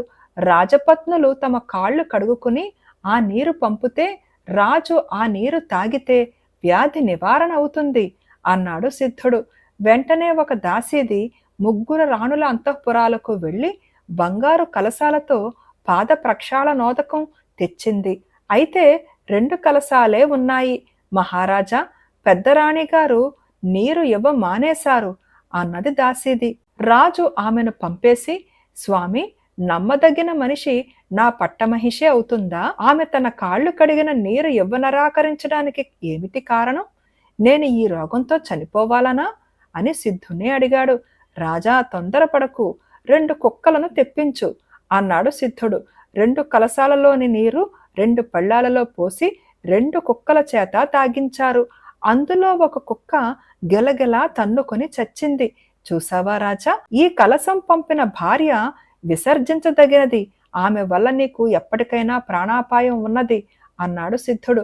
రాజు తన బుద్ధి ఉపయోగించి ఆ కలశం పంపినది తన రెండవ భార్య అయి ఉంటుందని గ్రహించి ఆమెను విసర్జించి మిగిలిన ఇద్దరు భార్యలతోనూ చాలా కాలం సంతోషంగా ఉన్నాడు. బేతాళుడు ఈ కథ చెప్పి, రాజా, నాకు కొన్ని సందేహాలున్నాయి. రాజు తన పెద్ద భార్యను శంకించినప్పుడు సిద్ధుడు ఆ అనుమానాన్ని ఎందుకు తోసిపుచ్చాడు?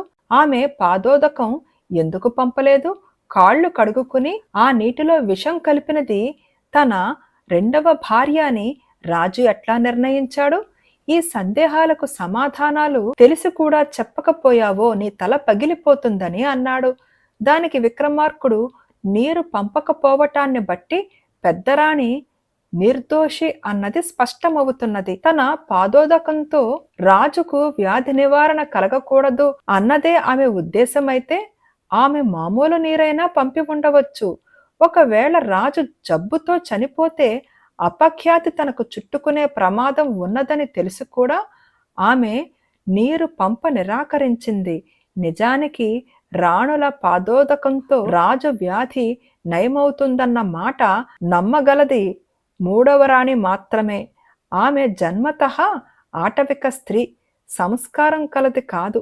పెద్దరాణిలాగే రెండవ రాణి కూడా తన పాదోదకాన్ని నమ్మి ఉండదు. అయితే రాజును చంపటానికి పాదోదకం మంచి సాధనంగా ఆమెకు దొరికింది. నీరు తాగి కూడా రాజు చచ్చిపోతే రోగం నయం కాక చచ్చిపోయినట్టు అందరూ అనుకుంటారు. ఒకవేళ రాజు తాగిన నీటిలో విషం ఉన్నట్టు ఏ వైద్యుడైనా శంకించినా అది ఏ రాణి పంపిన నీరో నిర్ణయించడం సులభం కాదు. పోతే రాజును చంపాలన్న ఉద్దేశం పెద్ద రాణికి ఉండదు.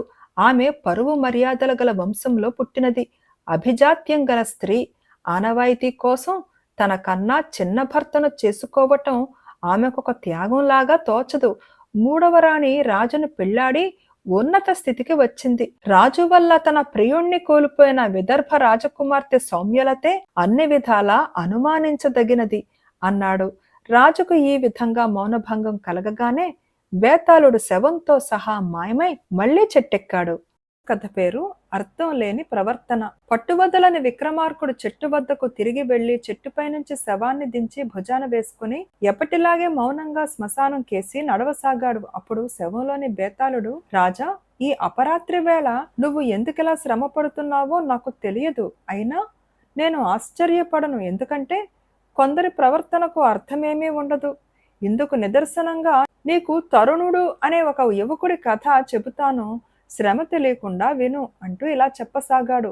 తరుణుడు అనే యువకుడికి దగ్గర బంధువులెవరూ లేరు.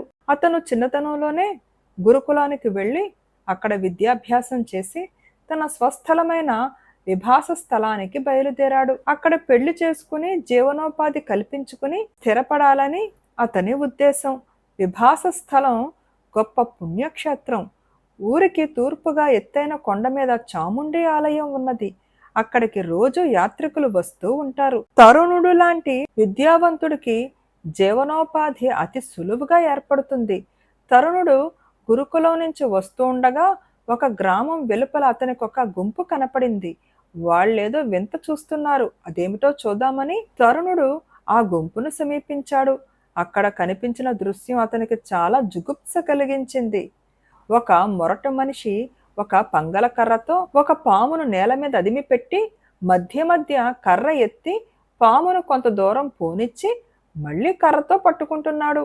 వాడా పాముతో అలా క్రూరంగా ఆడుకుంటుంటే ప్రేక్షకులు కేరింతలు కొట్టి నవ్వుతున్నారు. ఆ మొరటి మనిషిని చూసి తరుణుడికి చాలా ఆగ్రహం వచ్చింది. వాడు తనకన్నా రెట్టింపు బలాఢ్యుడైపోయాడు గాని లేకపోతే తరుణుడు వాణ్ణి చితకతన్నే ఉండును. అతను తన ఆగ్రహాన్ని అణిచిపెట్టుకుని, ఆ పామును అమ్ముతావా ఏమిటి అని అడిగాడు. మొరటివాడు తల ఎత్తి చూసి, పామును కొంటానంటాడు, ఎవరి బ్రహ్మచారి అన్నాడు వెటకారంగా. తరుణుడు తన దగ్గర ఉన్న కాసిని చిల్లర డబ్బులు మొరటివాడి కేసి చూపాడు. పాము కోసం మోజుపడ్డావు, తీసుకుపోయి ఆడుకో అంటూ మొరటివాడు ఒక చేత్తో డబ్బులు తీసుకుని రెండో చేత్తో పాము మెడ పట్టి ఎత్తి తరుణుడి చేతుల్లోకి దాన్ని తోశాడు. ఏదో పాము మీద తన జాలి బయటపెట్టి అక్కడ ఉన్నవారి దృష్టిలో తాను హాస్యాస్పదంగా ప్రవర్తించానేమో అన్న అనుమానము, తన దగ్గర ఉన్న కాస్త డబ్బు ఖర్చయిపోయిందన్న బాధ తరుణుణ్ణి కలవరపెట్టాయి. అందుచేత అతను ఆ పామును తీసుకుని గబగబా నడుచుకుంటూ అక్కడ నుండి ముందుకు సాగిపోయాడు. అతను కొంత దూరం వెళ్ళి ఎవరూ లేని చోట ఆ పామును నేల మీద వదిలివేశాడు. అది చాలా అందమైన పాము. దాని రంగు తెల్లని తెలుపు. తరుణుడు వెదలగానే అది చరచరా ఎటో వెళ్ళిపోయింది. ఇంతకు ఈ పాము ఒక నాగకన్య.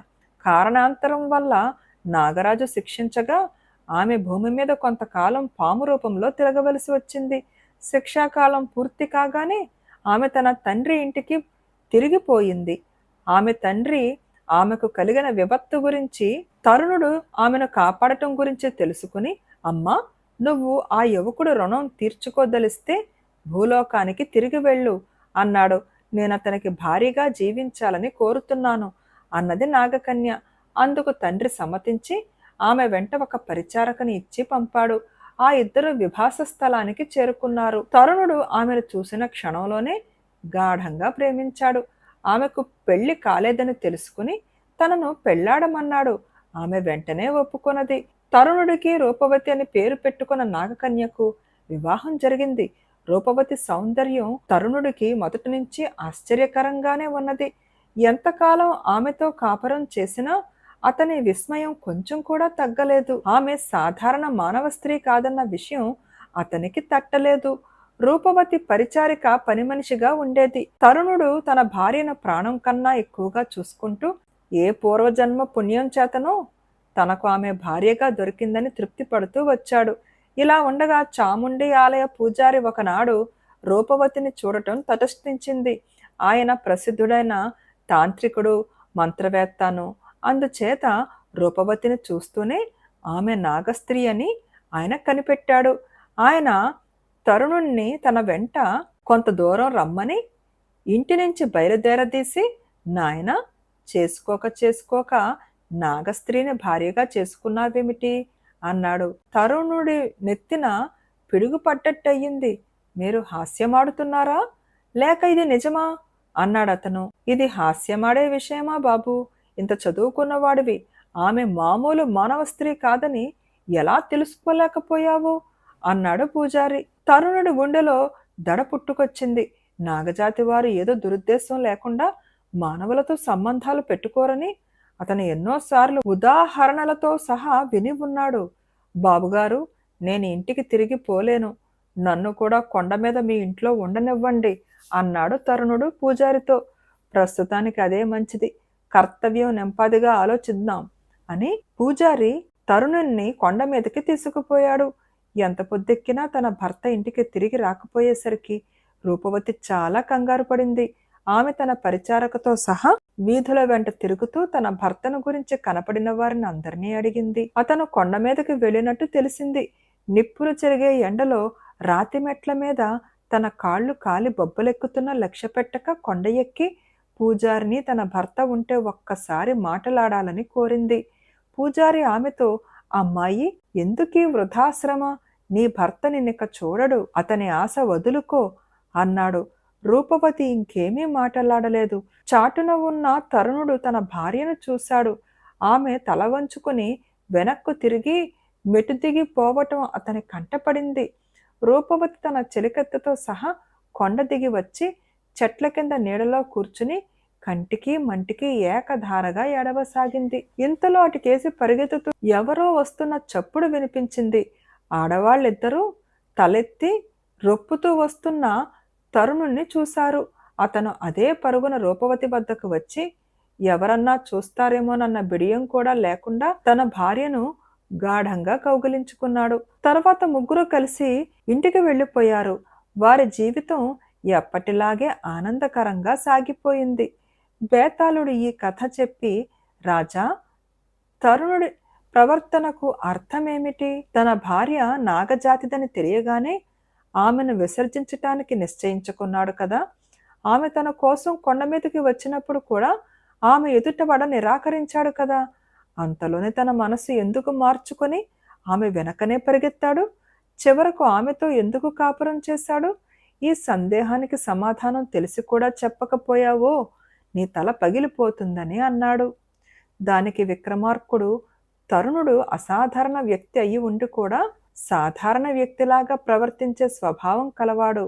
అతను పామును మొరటవాడి నుంచి కాపాడటం మామూలు వాళ్ళు చేసే పని కాదు. కానీ ఆ పని చేసినందుకు అతను సిగ్గుపడ్డాడు. అలాగే తన భార్య నాగజాతిది అని తెలిసినప్పుడు అతని ప్రవర్తన సామాన్యుడి ప్రవర్తనలాగే ఉన్నది.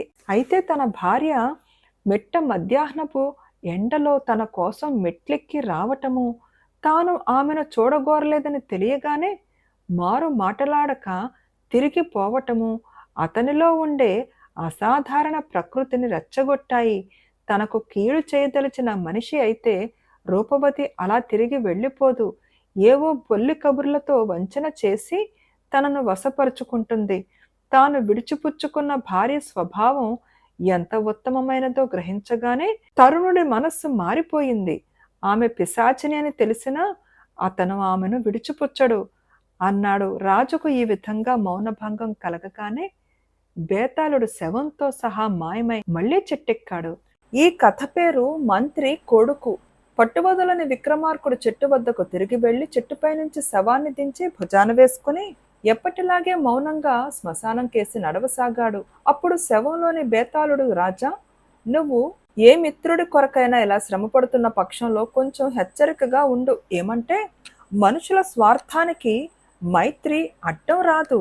ఇందుకు నిదర్శనంగా నీకు మహేంద్ర మహారాజు కథ చెబుతాను, శ్రమ తెలియకుండా విను అంటూ ఇలా చెప్పసాగాడు.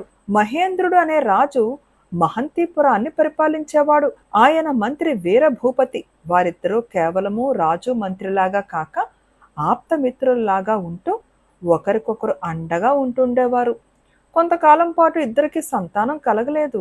ఇంతలో ఒకనాడు రాజుకు ఒక కల వచ్చింది. ఆ కలలో ఎవరో ముని కనిపించి, మీ నగరానికి దక్షిణంగా ఉన్న అరణ్యంలో సంతాన వృక్షం ఉన్నది. నువ్వు స్వయంగా వెళ్ళి దాని పండు తెచ్చి నీ భార్యకిచ్చినట్టయితే ఆమెకు కొడుకు పుడతాడు అని చెప్పి మాయమయ్యాడు. రాజు వెంటనే నిద్రలేచి తిరిగి నిద్రపోలేకపోయాడు. ఈ కలలో ఆయనకు చాలా గురి కుదిరింది. తెల్లవారుతూనే ఆయన కాలకృత్యాలు తీర్చుకుని దక్షిణాన ఉన్న అరణ్యానికి వెళ్ళాడు.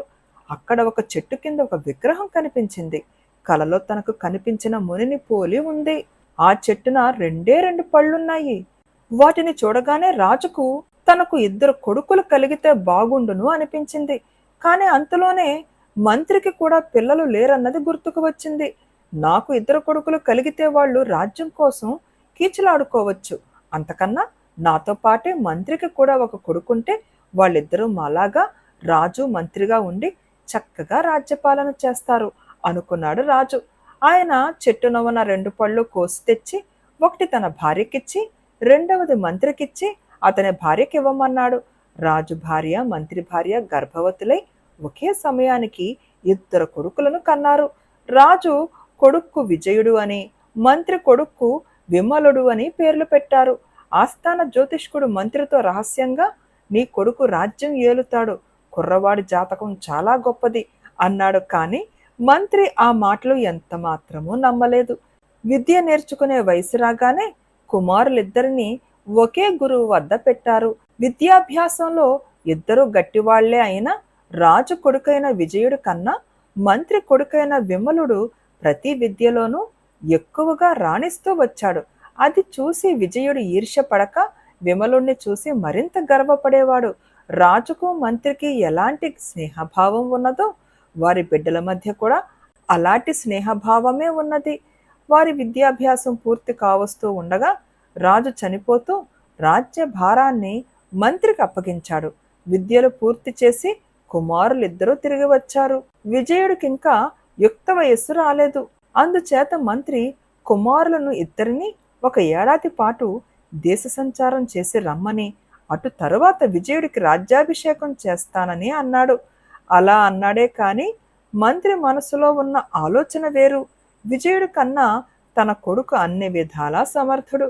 అదీకాక తన కొడుకు రాజ్యం ఏలే యోగం ఉన్నదని ఆస్థాన జ్యోతిష్కుడు ఈనాడో చెప్పాడు. విమలుడు తన కడుపును పుట్టిన కారణంగానే కదా మంత్రి కాబోతున్నాడు. విజయుణ్ణి చంపించేస్తే విమలుణ్ణి రాజుని చేసే అధికారం తనకున్నది. ఈ ఆలోచనతో మంత్రి విజయుణ్ణి హత్య చేయడానికి 2 భటులను నియమించాడు. విజయుడు విమలుడు దేశయాత్రకని బయలుదేరగానే మంత్రి ఏర్పాటు చేసిన భటులు వారి వెనుకగా బయలుదేరారు. ఏ క్షణంలో విజయుడు ఒంటరిగా దొరికినా వెంటనే అతన్ని చంపమని మంత్రి ఆ భటులకు చెప్పాడు. వాళ్ళు 10 రోజుల పాటు విజయుణ్ణి విమలుణ్ణి అతి రహస్యంగా అనుసరిస్తూ వెళ్లారు. తరువాత వాళ్ళు ఒక అరణ్యం ప్రవేశించారు. విజయుడు ఒక చెట్టు క్రింద కూర్చుని దగ్గరలో ఎక్కడన్నా నీరున్నదేమో చూడమని విమలుణ్ణి పంపించాడు. విమలుడు చెట్ల చాటున కనుమరుగు కాగానే మంత్రి పంపిన భటులలో ఒకడు కత్తి దూసి విజయుడి పైన పట్టాడు. విజయుడు కత్తి తీసి ఆత్మరక్షణ చేసుకోసాగాడు. ఈ అలికిడి విని విమలుడు వెనక్కి తిరిగి వచ్చి ఆ భటుణ్ణి అవలేలగా నిరాయుధుణ్ణి చేశాడు. భటుడు విమలుడి కాళ్లపైన పడి తనను చంపవద్దని, తాను మంత్రిగారి ఆజ్ఞను పరిపాలించడం తప్ప చేసిన నేరం ఏమీ లేదని అన్నాడు. విమలుడికి తల తీసేసినట్టయింది. అతను విజయుడు ముఖం చూడలేకపోయాడు. రాజకుమారుడు అతన్ని ఓదార్చుతూ, నువ్వేమీ బాధపడకు, గొప్ప వాళ్లకు కూడా ఒక్కొక్కసారి దుర్బుద్ధి కలుగుతుంది, ఇంత మాత్రాన మన స్నేహానికేమీ మచ్చరాదు అని అన్నాడు. ఇక వాళ్ళు దేశ పర్యటన మానుకొని ఇంటికి ప్రయాణమయ్యారు. ఈ లోపనే మంత్రి పంపిన రెండో భటుడు నగరం చేరి మంత్రితో జరిగిందంతా చెప్పాడు. మంత్రి కంగారు పడి రాజ్యం వదిలిపెట్టి పారిపోయే ప్రయత్నంలో ఉండగా విజయుడు విమలుడు తిరిగి రానే వచ్చారు. మంత్రి ఏమీ ఎరగనట్టే రాజకుమారుడికి స్వాగతం చెప్పి సాధ్యమైనంత త్వరగా అతని పట్టాభిషేకానికి ముహూర్తం పెట్టిస్తానన్నాడు. నాకు రాజ్యాభిషేకం చేసే ముందు రాజ్యాన్ని 2 భాగాలు చేసి ఒక దానికి నన్ను, రెండో దానికి విమలుణ్ణి రాజుగా అభిషేకించండి, ఇది నా కోరిక అన్నాడు విజయుడు. మంత్రి మారు చెప్పక అతను కోరిన ప్రకారమే చేశాడు. వేతాళుడు ఈ కథ చెప్పి, రాజా, నాకొక సందేహం. తనను చంపించడానికి ప్రయత్నించిన మంత్రి మీద రాజకుమారుడు ఎందుకు పగ తీర్చుకోలేదు? అతను తన అర్ధరాజ్యాన్ని మంత్రి కొడుకుకు ఎందుకు ధారపోశాడు? మంత్రి తనను చంపటానికి మళ్ళీ ప్రయత్నిస్తాడనా? మంత్రి కొడుకు అర్ధరాజ్యం ఇచ్చినందువల్ల తనకు అలాంటి ప్రమాదం తప్పుతుందా? ఈ అనుమానాలకు సమాధానం తెలిసి కూడా చెప్పకపోయావో నీ తల పగిలిపోతుందని అన్నాడు. దానికి విక్రమార్కుడు, రాజకుమారుడు తనకు మంత్రి కుమారుడికి గల స్నేహాన్ని చాలా ముఖ్యంగా భావించాడు అన్నది స్పష్టం. మంత్రి రాజకుమారుణ్ణి చంపించాలని యత్నించినట్టు తెలియగానే మంత్రి కుమారుడు రాజకుమారుడి కేసి చూడలేకపోయాడు.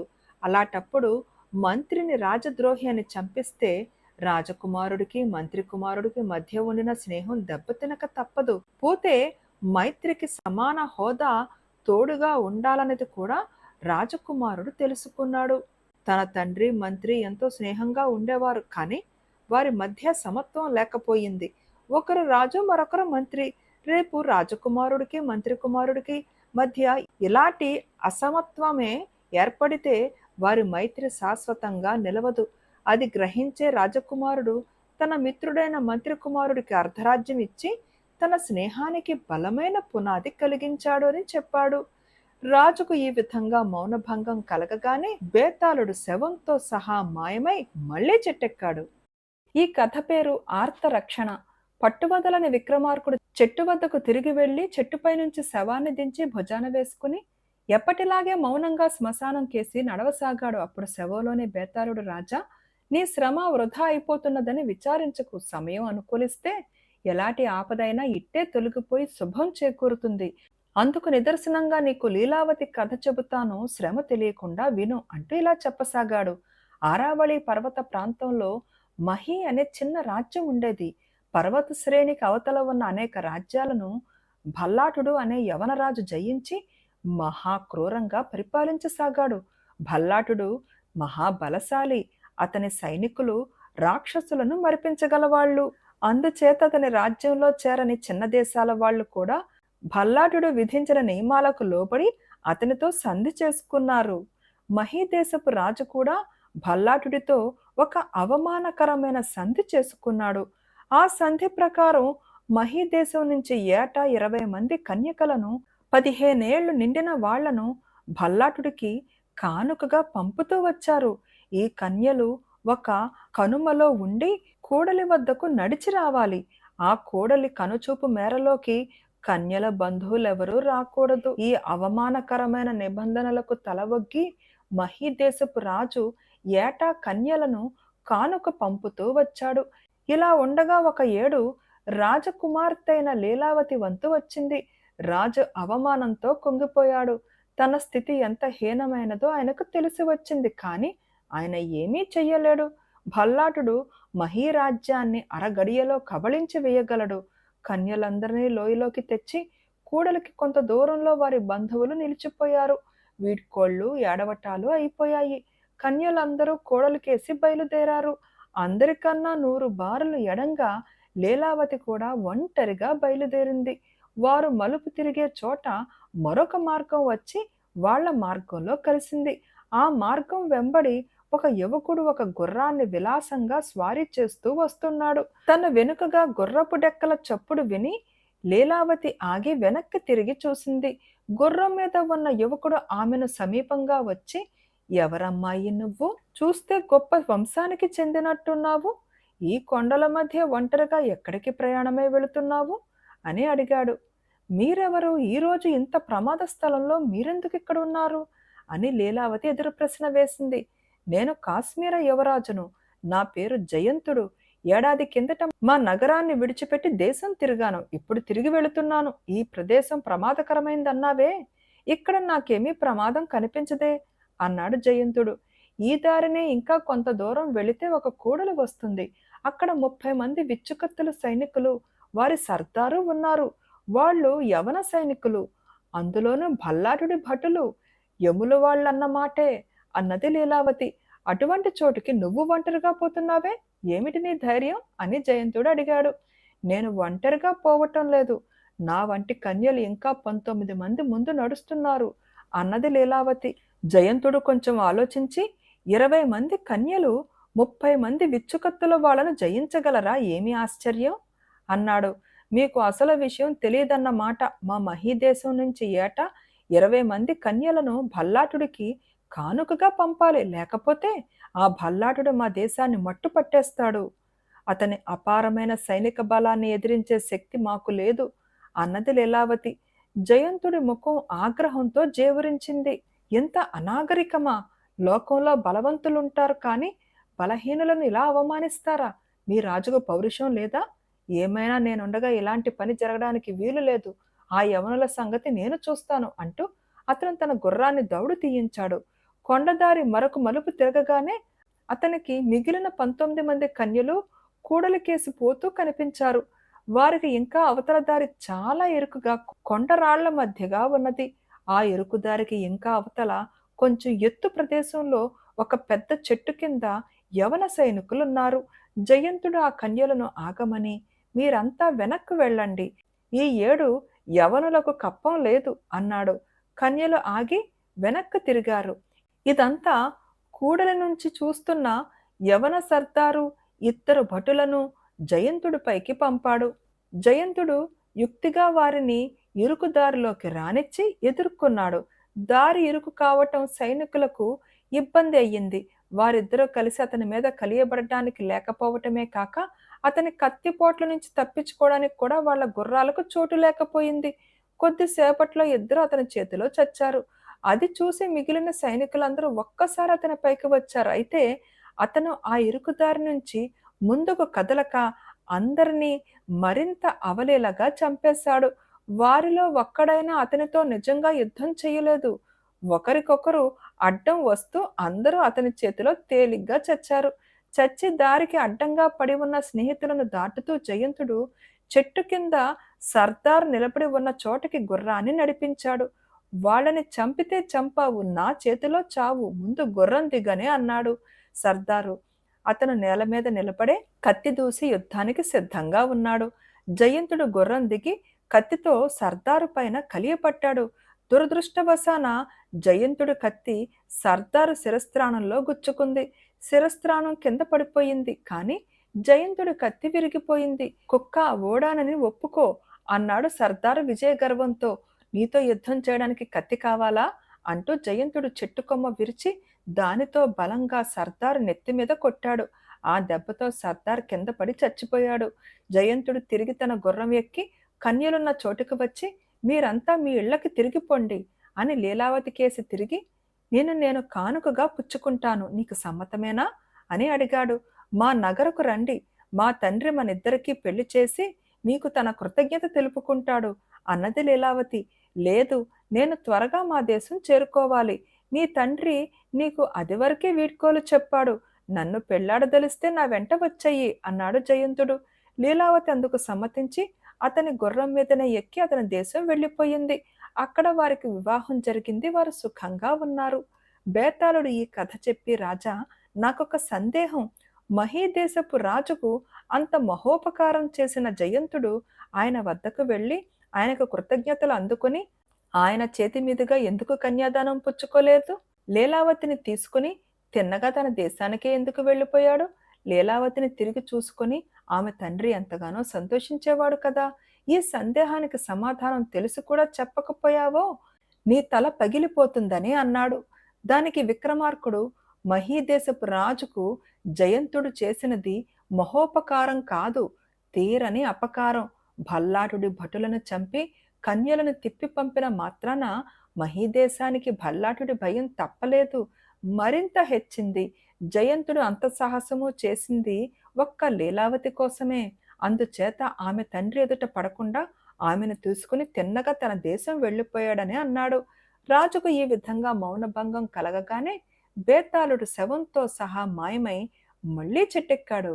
ఈ కథ పేరు జన్మ సాఫల్యం. పట్టువదలని విక్రమార్కుడు చెట్టు వద్దకు తిరిగి వెళ్లి చెట్టుపై నుంచి శవాన్ని దించి భుజాన వేసుకుని ఎప్పటిలాగే మౌనంగా శ్మశానం కేసి నడవసాగాడు. అప్పుడు శవంలోని బేతాళుడు, రాజా, ఏదో కోరి ఇంత శ్రమ పడుతున్నావు కదా, తీరా నీ కోరిక తీరాక నువ్వు నిజంగా తృప్తి పడతావని నమ్మకం ఏమీ లేదే. పూర్వం కురంగుడికి పట్టిన గతే నీకు పట్టవచ్చు. శ్రమ తెలియకుండా ఉండగలందులకు నీకు అతడి కథ చెబుతాను విను అంటూ ఇలా చెప్పసాగాడు. పూర్వం హేమంత దేశాన్ని పాలించిన జయశీలుడు అరణ్యంలో వేటాడటంలో కన్నా కూడా అరణ్యంలోని మృగాలను ప్రాణాలతో పట్టి తీసుకురావటంలో చాలా నేర్పు కలవాడు. ఆయన ఒకనాడు అడవి నుంచి ఒక జింకను పట్టి తెచ్చాడు. రాజుకు సంతానం లేదు. ఆయనకు ఎందుచేతనో ఈ జింక మీద అమితమైన వాత్సల్యం ఏర్పడింది. దానికి కురంగం అని పేరు పెట్టి తన సొంత బిడ్డను చూసుకున్నట్టు చూసుకోసాగాడు. రాజభవనంలో అందరూ కురంగాన్ని రాజకుమారుణ్ణి చూసినట్టే చూసేవారు. అయితే కురంగానికి అరణ్యంలో ఉండిన స్వేచ్ఛ ఇప్పుడు లేదు. అది దానికి బాధగానే ఉండేది. అయినా అది మానవులకు గల మహత్త శక్తులను అర్థం చేసుకున్నది. వాళ్ళు తన కన్నా ఎంతో బలం గల సింహాలను, పులులను, ఏనుగులను పట్టి తెచ్చి బోనులో బంధించారు. అరణ్యంలో తన ప్రాణాలను క్షణంలో తీయగల క్రూర మృగాలు మానవులకు చిక్కి వారి అదుపు ఆజ్ఞలలో శిక్షణలో ఉంటున్నాయి. నిజంగా జన్మ అంటే మానవులదే జన్మ అని కురంగం మెచ్చుకున్నది. కాని దానికి స్వేచ్ఛ పైన ఇచ్చపోలేదు. అది రోజు రోజుకి ఎక్కువ కాసాగింది. అరణ్యంలో తను స్వేచ్ఛగా గడిపిన జీవితం దానికి కలలు రాసాగింది. మనుషుల నిర్బంధం నుంచి ఎలా తప్పించుకు పారిపోవటం అని చూసి చూసి అవకాశం దొరకగానే కురంగం రాజభవనం నుంచి తప్పించుకుని అరణ్యంలోకి పారిపోయింది. అరణ్యంలోకి ప్రవేశించిన కురంగం తిన్నగా ఒక ముని ఆశ్రమంలోకి వెళ్ళింది. దానికి ఆ మునిని చూడగానే పరమానందమయ్యింది. ముని కూడా ఉత్తమమైన మానవ జన్మ ఎత్తినవాడే. అయితే ఆయన తనను నిర్బంధంలో ఉంచడు. ఈ ముని వెంట ఉండటం వల్ల తనకు స్వేచ్ఛ, మానవ స్నేహము రెండూ లభిస్తాయని అనుకున్నది కురంగం. కురంగానికి మానవ జాతి పట్ల చాలా గౌరవం ఉన్నదని ముని గ్రహించాడు. తన తపశ్శక్తితో దానికి మానవ రూపం ఇస్తే ఏం చేస్తుందో చూడాలన్న అభిలాష కలిగి ఆ ముని కమండలోదకం చల్లి కురంగాన్ని మనిషిగా మార్చాడు. ముని ఎదుట కురంగుడు ఒక యువకుడుగా నిలబడ్డాడు. కురంగుడు తనకు మానవ జన్మ లభించినందుకు ఎంతో సంతోషించాడు. వాడు మునికి సేవలు చేస్తూ కొద్ది రోజులు ఆ ఆశ్రమంలోనే గడిపాడు. కానీ వాడి మనస్సంతా ఇప్పుడు నగరం మీద ఉన్నది. ఈ అరణ్యము, ఆశ్రమము వాడికి ఏమాత్రమూ బాగాలేదు. ముని తన దారిన తాను తపస్సులో మునిగి ఉంటాడు. తపస్సు చేసుకోనప్పుడు కూడా ఏమీ మాట్లాడడు. జనసంచారం లేదు, వింతలో వినోదాలు అసలే లేవు. ఒకనాడు కురంగుడు మునికి చెప్పకుండా నగరానికి పారిపోయాడు. నగరంలో అంతమంది ఉండి కూడా కురంగుణ్ణి గురించి ఎవరూ పట్టించుకోలేదు. కొందరు వాణ్ణి పలకరించి, నీ పేరేమిటి, ఊరేమిటి, ఏం పని చేస్తావు అని అడిగితే వాడు ఏమీ చెప్పలేకపోయాడు. నేను పులులను, సింహాలను పట్టుకొని బోనుల్లో పెడతాను అని వాడు కొందరితో తన కోరిక తెలిపాడు. ఆ పని ఎలా చేస్తాడో వాడికి తెలియలేదు. ఎక్కడికి వెళ్లాలో తెలియక వాడు రాజభవనంలో ప్రవేశించపోయాడు. కాని ద్వారపాలకులు వాణ్ణి అడ్డగించాడు. నేను ముందు ఇక్కడ ఉన్నవాణ్ణే అని వాడు చెప్తే వాళ్ళు విరగబడి నవ్వారు. జింక రూపంలో ఉండగా తన పట్ల ఎంతో శ్రద్ధ చూపిన వాళ్ళు మనిషి అయినాక తన్ను హీనంగా చూడటం అతనికి అర్థం కాలేదు. రాజభవనం ఆవరణలో అడుగు పెట్టలేక కొరంగుడు మనిషి సాంగత్యం కోసం వీధి వెంట నడిచే వాళ్ళ వెంటపడ్డాడు. వాళ్ళు అది గమనించి వాణ్ణి తరిమి కొట్టారు. కొందరు వాడికి పిచ్చి పట్టిందన్నారు. కొరంగుడికి ఏమి చెయ్యటానికి పాలు పోలేదు. తిరిగి తిరిగి వాడు అలసిపోయాడు. ఆకలి దహించుకుపోతున్నది. ఏ చెట్టు ఆకులో దారి పక్క గడ్డో మెయ్యటానికి జింక కాదు మనిషి. కొందరు యాజకులు ఇంటింటా తిండి అడుక్కుంటూ ఉండటం కొరంగుడు చూసి తాను కూడా అదే పని చేశాడు. కొందరు వాణ్ణి చూసి రాయిలాగా ఉన్నావు, ఏదైనా పనిచేసి పట్టుపోసుకోలేవా అని తిట్టారు. ఎవరో ఇల్లాలు వాడికి పాచిపోయిన ఆహారం పెట్టింది. అది తినగానే కొరంగుడికి వాంతి అయ్యింది. రాజుగారి ఇంట తాను జింక రూపంలో ఉన్నప్పుడు వంటకాలు ఎంత మంచి వాసన కొట్టేవో వాడికి గుర్తున్నది. ఒక ఇంటి నుంచి కాస్త మంచి ఆహారం వాసన కొట్టింది. వాడు ఆ వాసనను బట్టి లోపలికి వెళ్ళి వంట ఇంట్లో తయారుగా ఉన్న వంటకాలను చూశాడు. అక్కడ ఎవరూ లేరు. వాడు ఒక పాత్ర తీసుకుని ఆవురావురమని తినసాగాడు. ఇంతలో ఎవరో వచ్చి దొంగ దొంగ అని కేకలు పెట్టి కొరంగుడిని పట్టుకుని చావకొట్టి కారాగృహంలో పట్టించారు. కొరంగుడికి ఇప్పుడు మానవ జన్మ మీద పూర్తిగా విరక్తి కలిగింది. కాపలా వాళ్ళు అజాగ్రత్తగా ఉన్న సమయంలో వాడు కారాగృహం నుంచి తప్పించుకుపోయి అరణ్యం చేరుకుని ఆశ్రమంలో ఉన్న ముని కాళ్లపైన పడి, స్వామి, నాకీ మానవ జన్మ వద్దు, నన్ను తిరిగి జింకగా మార్చండి అని ఏడ్చాడు. ముని కమండలోదకం చల్లి కొరంగుణ్ణి తిరిగి జింకగా మార్చేసి దాన్ని తన ఆశ్రమంలోనే ఉండనిచ్చాడు. బేతాళుడు ఈ కథ చెప్పి, రాజా, మానవ జన్మ గురించి కొరంగుడి అభిప్రాయం మారిపోవడానికి మూల కారణం ఏమిటి? ఒకసారి మనిషి అయినవాడు తిరిగి జింక కావడానికి సిద్ధపడ్డాడంటే మనిషి జన్మ నిజంగా ఉత్తమ జన్మ కాదనుకోవాలా? ఈ సందేహానికి సమాధానం తెలిసి కూడా చెప్పకపోయావో నీ తల పగిలిపోతుందని అన్నాడు. దానికి విక్రమార్కుడు, కొరంగుడు మానవ జన్మ గురించి అభిప్రాయం మార్చుకోవడానికి 2 భిన్న కారణాలున్నాయి. సుఖమే జీవిత పరమార్థం అనుకున్నట్టయితే హీన ప్రాణులు సుఖపడినంతగా మానవులలో చాలామంది సుఖపడరు. వారికి కలిగే కష్టాలు సంస్కారంతో ఎదుర్కోవలసినవి. అలాంటి మానవ సంస్కారం కొరంగుడికి లేదు. మరొక కారణం ఏమిటంటే కొరంగుడు తన జన్మ పరిపాకం ద్వారా మానవ జన్మ ఎత్తినవాడు కాడు. ముని యొక్క తపశ్శక్తి కారణంగా అతనికి మానవ రూపం లభించింది. అందుచేత మానవ జీవితం అతనికి ఏమాత్రమూ అతకదు. అందుకే అతను జింకలాగా మారటానికి తహతహలాడాడని చెప్పాడు. రాజుకు ఈ విధంగా మౌనభంగం కలగగానే బేతాళుడు శవంతో సహా మాయమై మళ్లీ చిట్టెక్కాడు. ఈ కథ పేరు జయాపజయాలు. పట్టువదలని విక్రమార్కుడు చెట్టు వద్దకు తిరిగి వెళ్లి చెట్టుపై నుంచి శవాన్ని దించి భుజాన వేసుకుని ఎప్పటిలాగే మౌనంగా శ్మశానం కేసి నడవసాగాడు. అప్పుడు శవంలోని బేతాళుడు, రాజా, నీ పట్టుదల ఎంతో మెచ్చుకోదగినది. కానీ ఒక్కొక్కప్పుడు ఎంతో సమర్థులు కూడా తమ పట్టుదలను విడిచిపుచ్చి అందులో ఉన్న ఫలితాన్ని చేయి జారిపోనిస్తారు.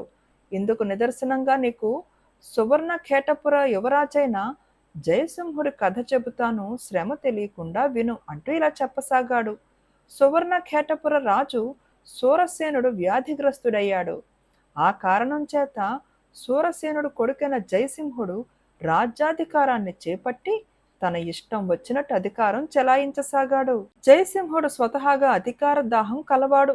అందరినీ శాసించడం కన్నా అతనికిష్టమైనది మరొకటి లేదు. ఈ అధికార దాహం అతనికి తన రాజ్యంలో తీరలేదు. అందుచేత పరిసరాలలో ఉండే చిన్న చిన్న రాజ్యాల మీదకు సేనలను తీసుకుని పోయి యుద్ధాలు చేసి ఆ చిన్న రాజ్యాలను జయించి వాటిని తన రాజ్యంలో కలుపుకొని తాను గెలిచిన రాజులందరినీ సామంతులుగా చేసుకుని వారిపైన కూడా తన అధికారాన్ని నిలబెట్టసాగాడు.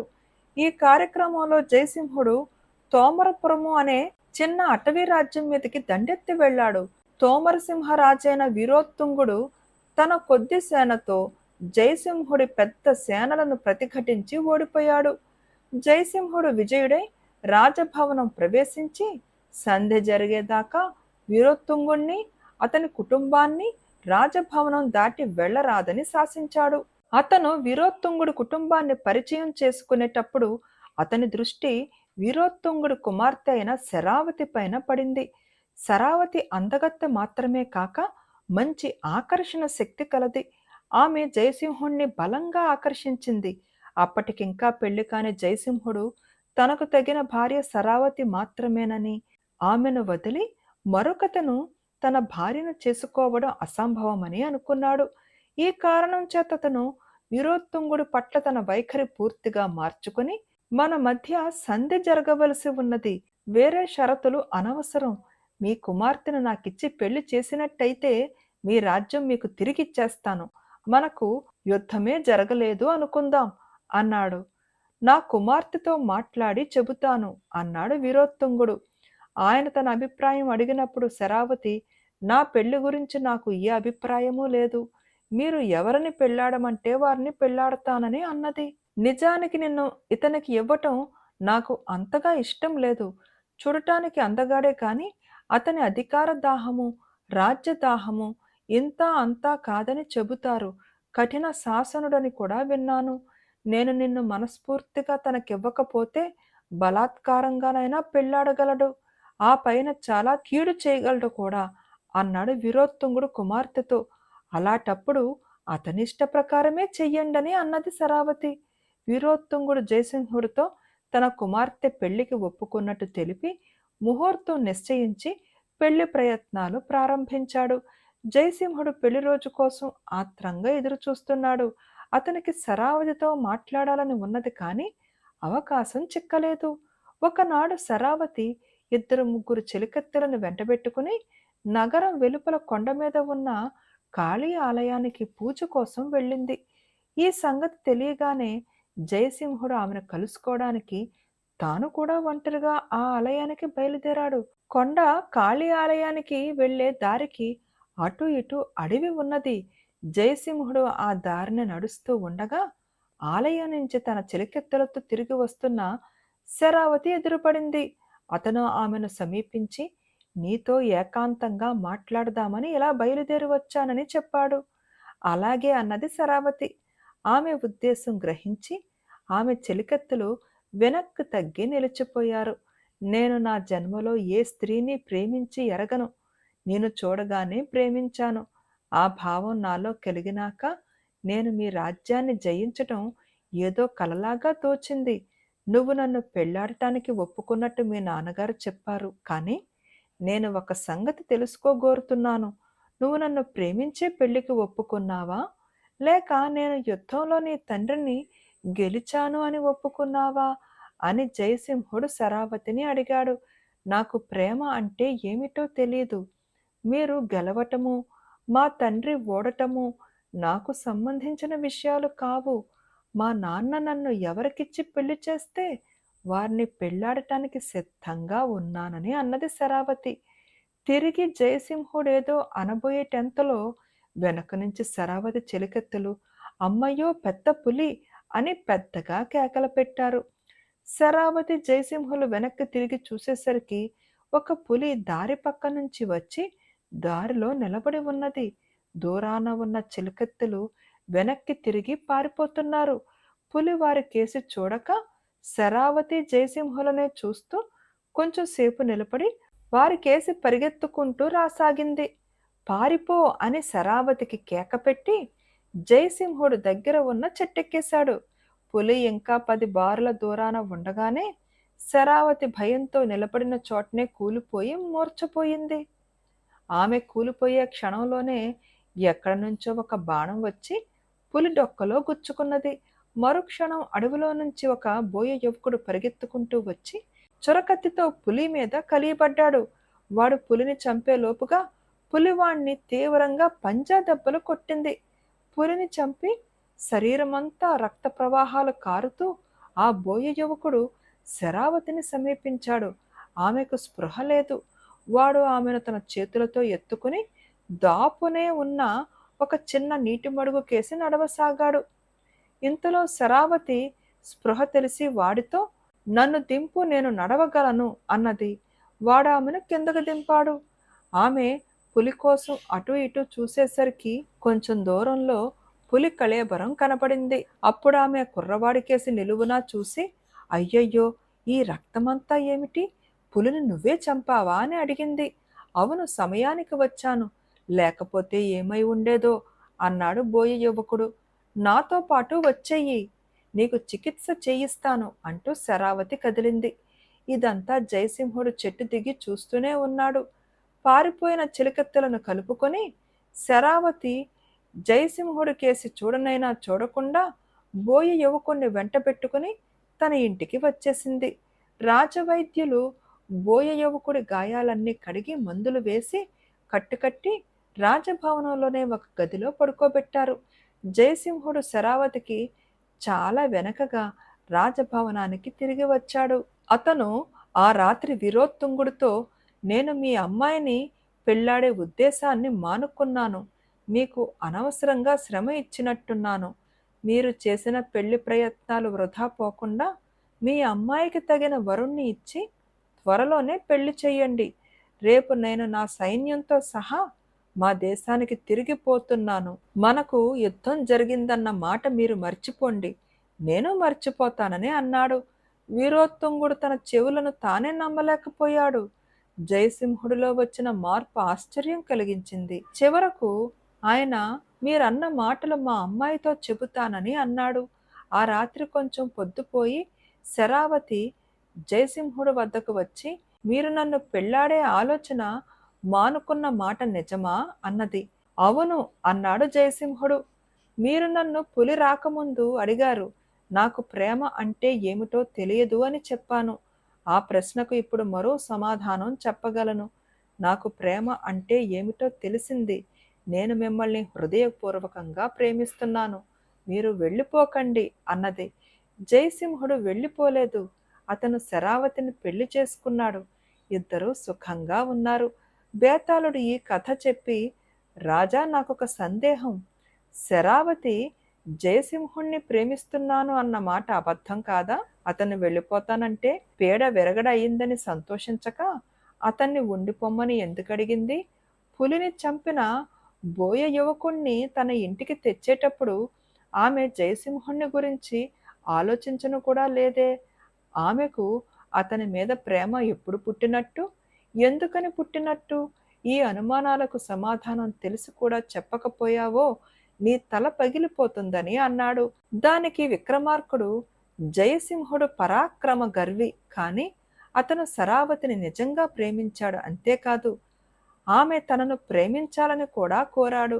ఆమె తనను ప్రేమిస్తున్నట్టు నిర్ధారణ చేసుకునేటందుకే అతను కొండకాళి ఆలయానికి బయలుదేరాడు. కానీ రాజ్యాలు జయించినట్టు హృదయాలను జయించడం సాధ్యం కాదని అతనికి తెలియదు. ఆమె తనను ప్రేమించలేదన్న విచారము, పులి వచ్చినప్పుడు తాను ఆమెను కాపాడలేకపోవటము, ఆ పని ఒక బోయ కుర్రవాడు చేయటము అతని నిరుత్సాహపరిచి అతను పెళ్లి మానుకోవడానికి కారణమయ్యింది. పోతే శరావతి జయసింహుణ్ణి ప్రేమించటం అతడు వెళ్ళిపోతాడని వినడంతో ఆరంభమైందని చెప్పాలి. అతను తనను ప్రేమిస్తున్నాడని, తన ప్రేమ వాంఛిస్తున్నాడని పులి రాకముందే ఆమె గ్రహించింది.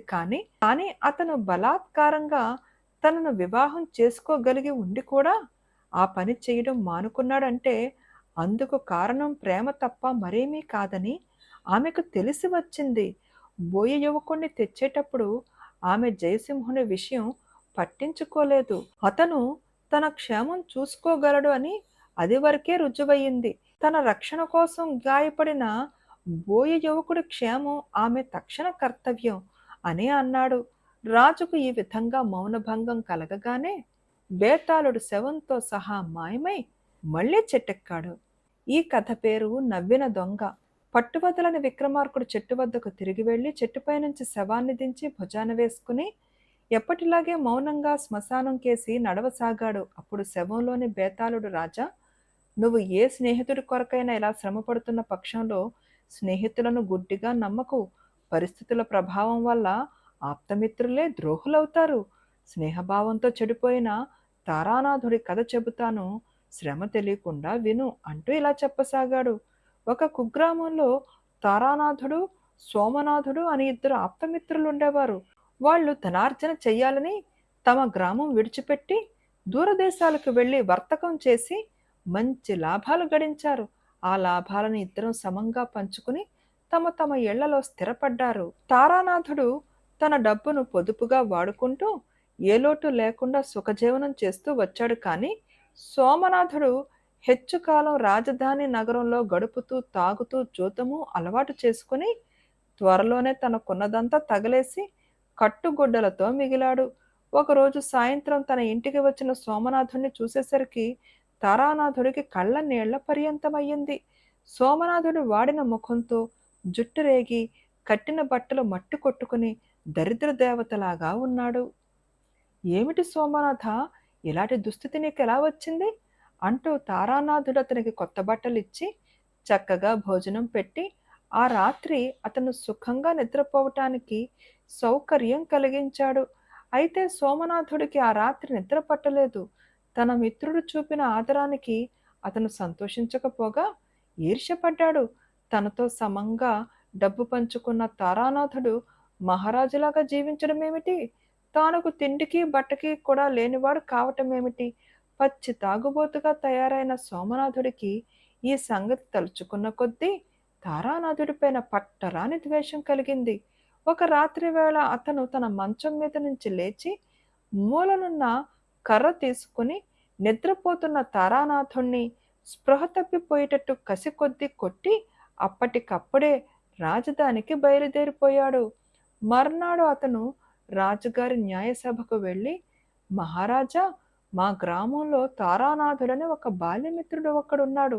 నేను దేశాంతరాలకు వెళ్ళి వర్తకం చేసి ధనం సంపాదించుకుని తిరిగి వచ్చేసరికి అతను నా ఇల్లు ఆక్రమించుకున్నాడు. బాల్య స్నేహితుడి కదా అని మంచిగా నా ఇల్లు ఖాళీ చేసి ఇయ్యమంటే నన్ను పట్టుకుని చావ కొట్టాడు. తమరు నా దుస్థితి గమనించి నాకు న్యాయం జరిగేటట్టు అనుగ్రహించాలి అని చెప్పాడు.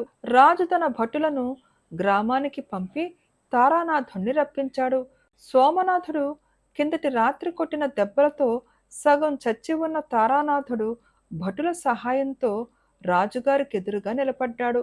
నువ్వు ఉంటున్న ఇల్లు సోమనాథుడిదట, ఆ మాట నిజమేనా అని రాజు తారానాథుణ్ణి అడిగాడు.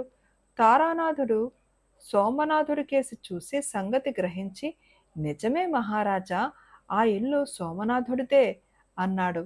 ఆ ఇల్లు ఖాళీ చేయమంటే నువ్వు సోమనాథుణ్ణి కొట్టిన మాట నిజమేనా అని రాజు మళ్ళీ అడిగాడు. తన మీద ఇలాంటి ఫిర్యాదు చేసిన సోమనాథుడి మనస్థితికి జాలిపడి తారానాథుడు నిజమే మహారాజా అని తల వంచుకున్నాడు. సోమనాథుడు స్నేహభావం అనేది ఎలా ఉంటుందో పూర్తిగా మర్చిపోయి ఉండటం చేత తారానాథుడు తను కొట్టిన దెబ్బలతో మతిచెడి అలా జవాబులు చెబుతున్నాడు అనుకున్నాడు. రాజు తారానాథుణ్ణి దోషిగా నిర్ణయించి అతనికి కారాగార శిక్ష విధించాడు. భటులు అతన్ని తీసుకుపోయారు. ఈ తీర్పు వినగానే విచారణ నిమిత్తం తీసుకురాబడిన దొంగ ఒకడు సభ అంతా మారు మోగేటట్టు గట్టిగా నవ్వాడు. సభ ముగియగానే రాజుగారు దొంగను తన వద్దకు పిలిపించి, ఎందుకలా నవ్వావు అని అడిగాడు. దొంగ ఆయనకు తాను నవ్విన కారణం చెప్పాడు. రాజు వెంటనే సోమనాథుడి వద్దకు ఒక మనిషిని పంపించి, ఇవాళ తమరు రాజుగారి ఎంట అతిథిగా ఉంటున్నారని చెప్పి తన వెంట రాజభవనానికి తీసుకుపోయాడు. రాజుగారు తనకు అనుకూలంగా తీర్పు ఇవ్వటమే కాక తన మీద ఆదరం కూడా చూపుతున్నందుకు, తన ఎత్తు సులువుగా పారినందుకు సోమనాథుడు అమిత ఆనందం పొందాడు. అతనికి రాజభవనంలో ఒక మంచి గదిలో బస ఏర్పాటు చేశారు. అక్కడ అతనికి భోజనము తాగుడు సమకూర్చబడింది. అతను సుఖంగా తిని తాగి చల్లగాలి కోసం కిటికీ తెరిచి చూసేసరికి అవతలి గదిలో సంకెళ్ళు వేసిన తారానాథుడు కనిపించాడు. సోమనాథుడు అతన్ని పిలిచి, ఎలాగూ నీ జీవితం ఖైదులో వెళ్ళిపోవలసిందే, నువ్వు నీ డబ్బు ఎక్కడ దాచావో చెప్పు అని అడిగాడు. తారానాథుడు అతని వంక జాలిగా చూసి, నా ఇంటి తూర్పు గదిలో నా ధనమంతా రహస్యంగా దాచాను. అది తీసుకుని ఇకనైనా దురలవాట్లు మాని సుఖంగా జీవించని అన్నాడు. మరుక్షణమే సోమనాథుడు నా గదిలోకి 2 భటులు వచ్చి అతన్ని పట్టుకు తీసుకుపోయారు. మర్నాడు సభలో రాజుగారు సోమనాథుడికి యావజ్జీవ కారాగార శిక్ష విధించాడు.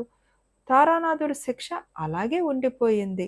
బేతాళుడు ఈ కథ చెప్పి, రాజా, దొంగ ఎందుకు నవ్వాడు? అతను రాజుకు రహస్యంగా ఏం చెప్పి ఉంటాడు? సోమనాథుడే దోషని, తారానాథుడు నిర్దోషి అని తెలిసిపోయాక రాజు సోమనాథుణ్ణి శిక్షించడం భావ్యంగానే ఉన్నది కానీ తారానాథుడి శిక్ష ఎందుకు రద్దు చేయలేదు? ఈ అనుమానాలకు తెలిసి కూడా సమాధానం చెప్పకపోయావో నీ తల పగిలిపోతుందని అన్నాడు. దానికి విక్రమార్కుడు, చచ్చేటట్టు దెబ్బలు తిన్నట్టు కనిపిస్తున్న తారానాథుడు తాను సోమనాథుణ్ణి కొట్టానంటే రాజు నమ్మి తీర్పు చెప్పినందుకు దొంగ నవ్వాడు. ఆ దొంగ రాజుతో తారానాథుడి జవాబులు నమ్మతగినవి కావని, అసలు సంగతి మరో విధంగా విచారించమని చెప్పి ఉంటాడు. అందుకే రాజు నిజం తెలుసుకోవడానికి సోమనాథుడికి ఆతిథ్యం ఇచ్చాడు. సోమనాథుడితో పాటు రాజు తారానాథుణ్ణి కూడా ఎందుకు శిక్షించాడంటే ఇద్దరూ అన్యాయం కొనసాగడానికి సమంగానే పనిచేశారు. సోమనాథుడి నేరం సఫలం కావటానికి తారానాథుడు చేతనైందంతా చేశాడు. అందుచేత అతను శిక్షార్హుడని చెప్పాడు. రాజుకు ఈ విధంగా మౌనభంగం కలగగానే బేతాళుడు శవంతో సహా మాయమై తిరిగి చెట్టెక్కాడు. ఫ్రెండ్స్, ఈ కథ సాధనాల చంటిబాబు గారి రచన ఆధారంగా వచ్చిందండి. ఫ్రెండ్స్, ఈ కథ నచ్చితే తప్పకుండా లైక్ చేయండి, షేర్ చేయండి. నాకైతే ఈ కథ చాలా బాగా నచ్చిందండి. And thank you.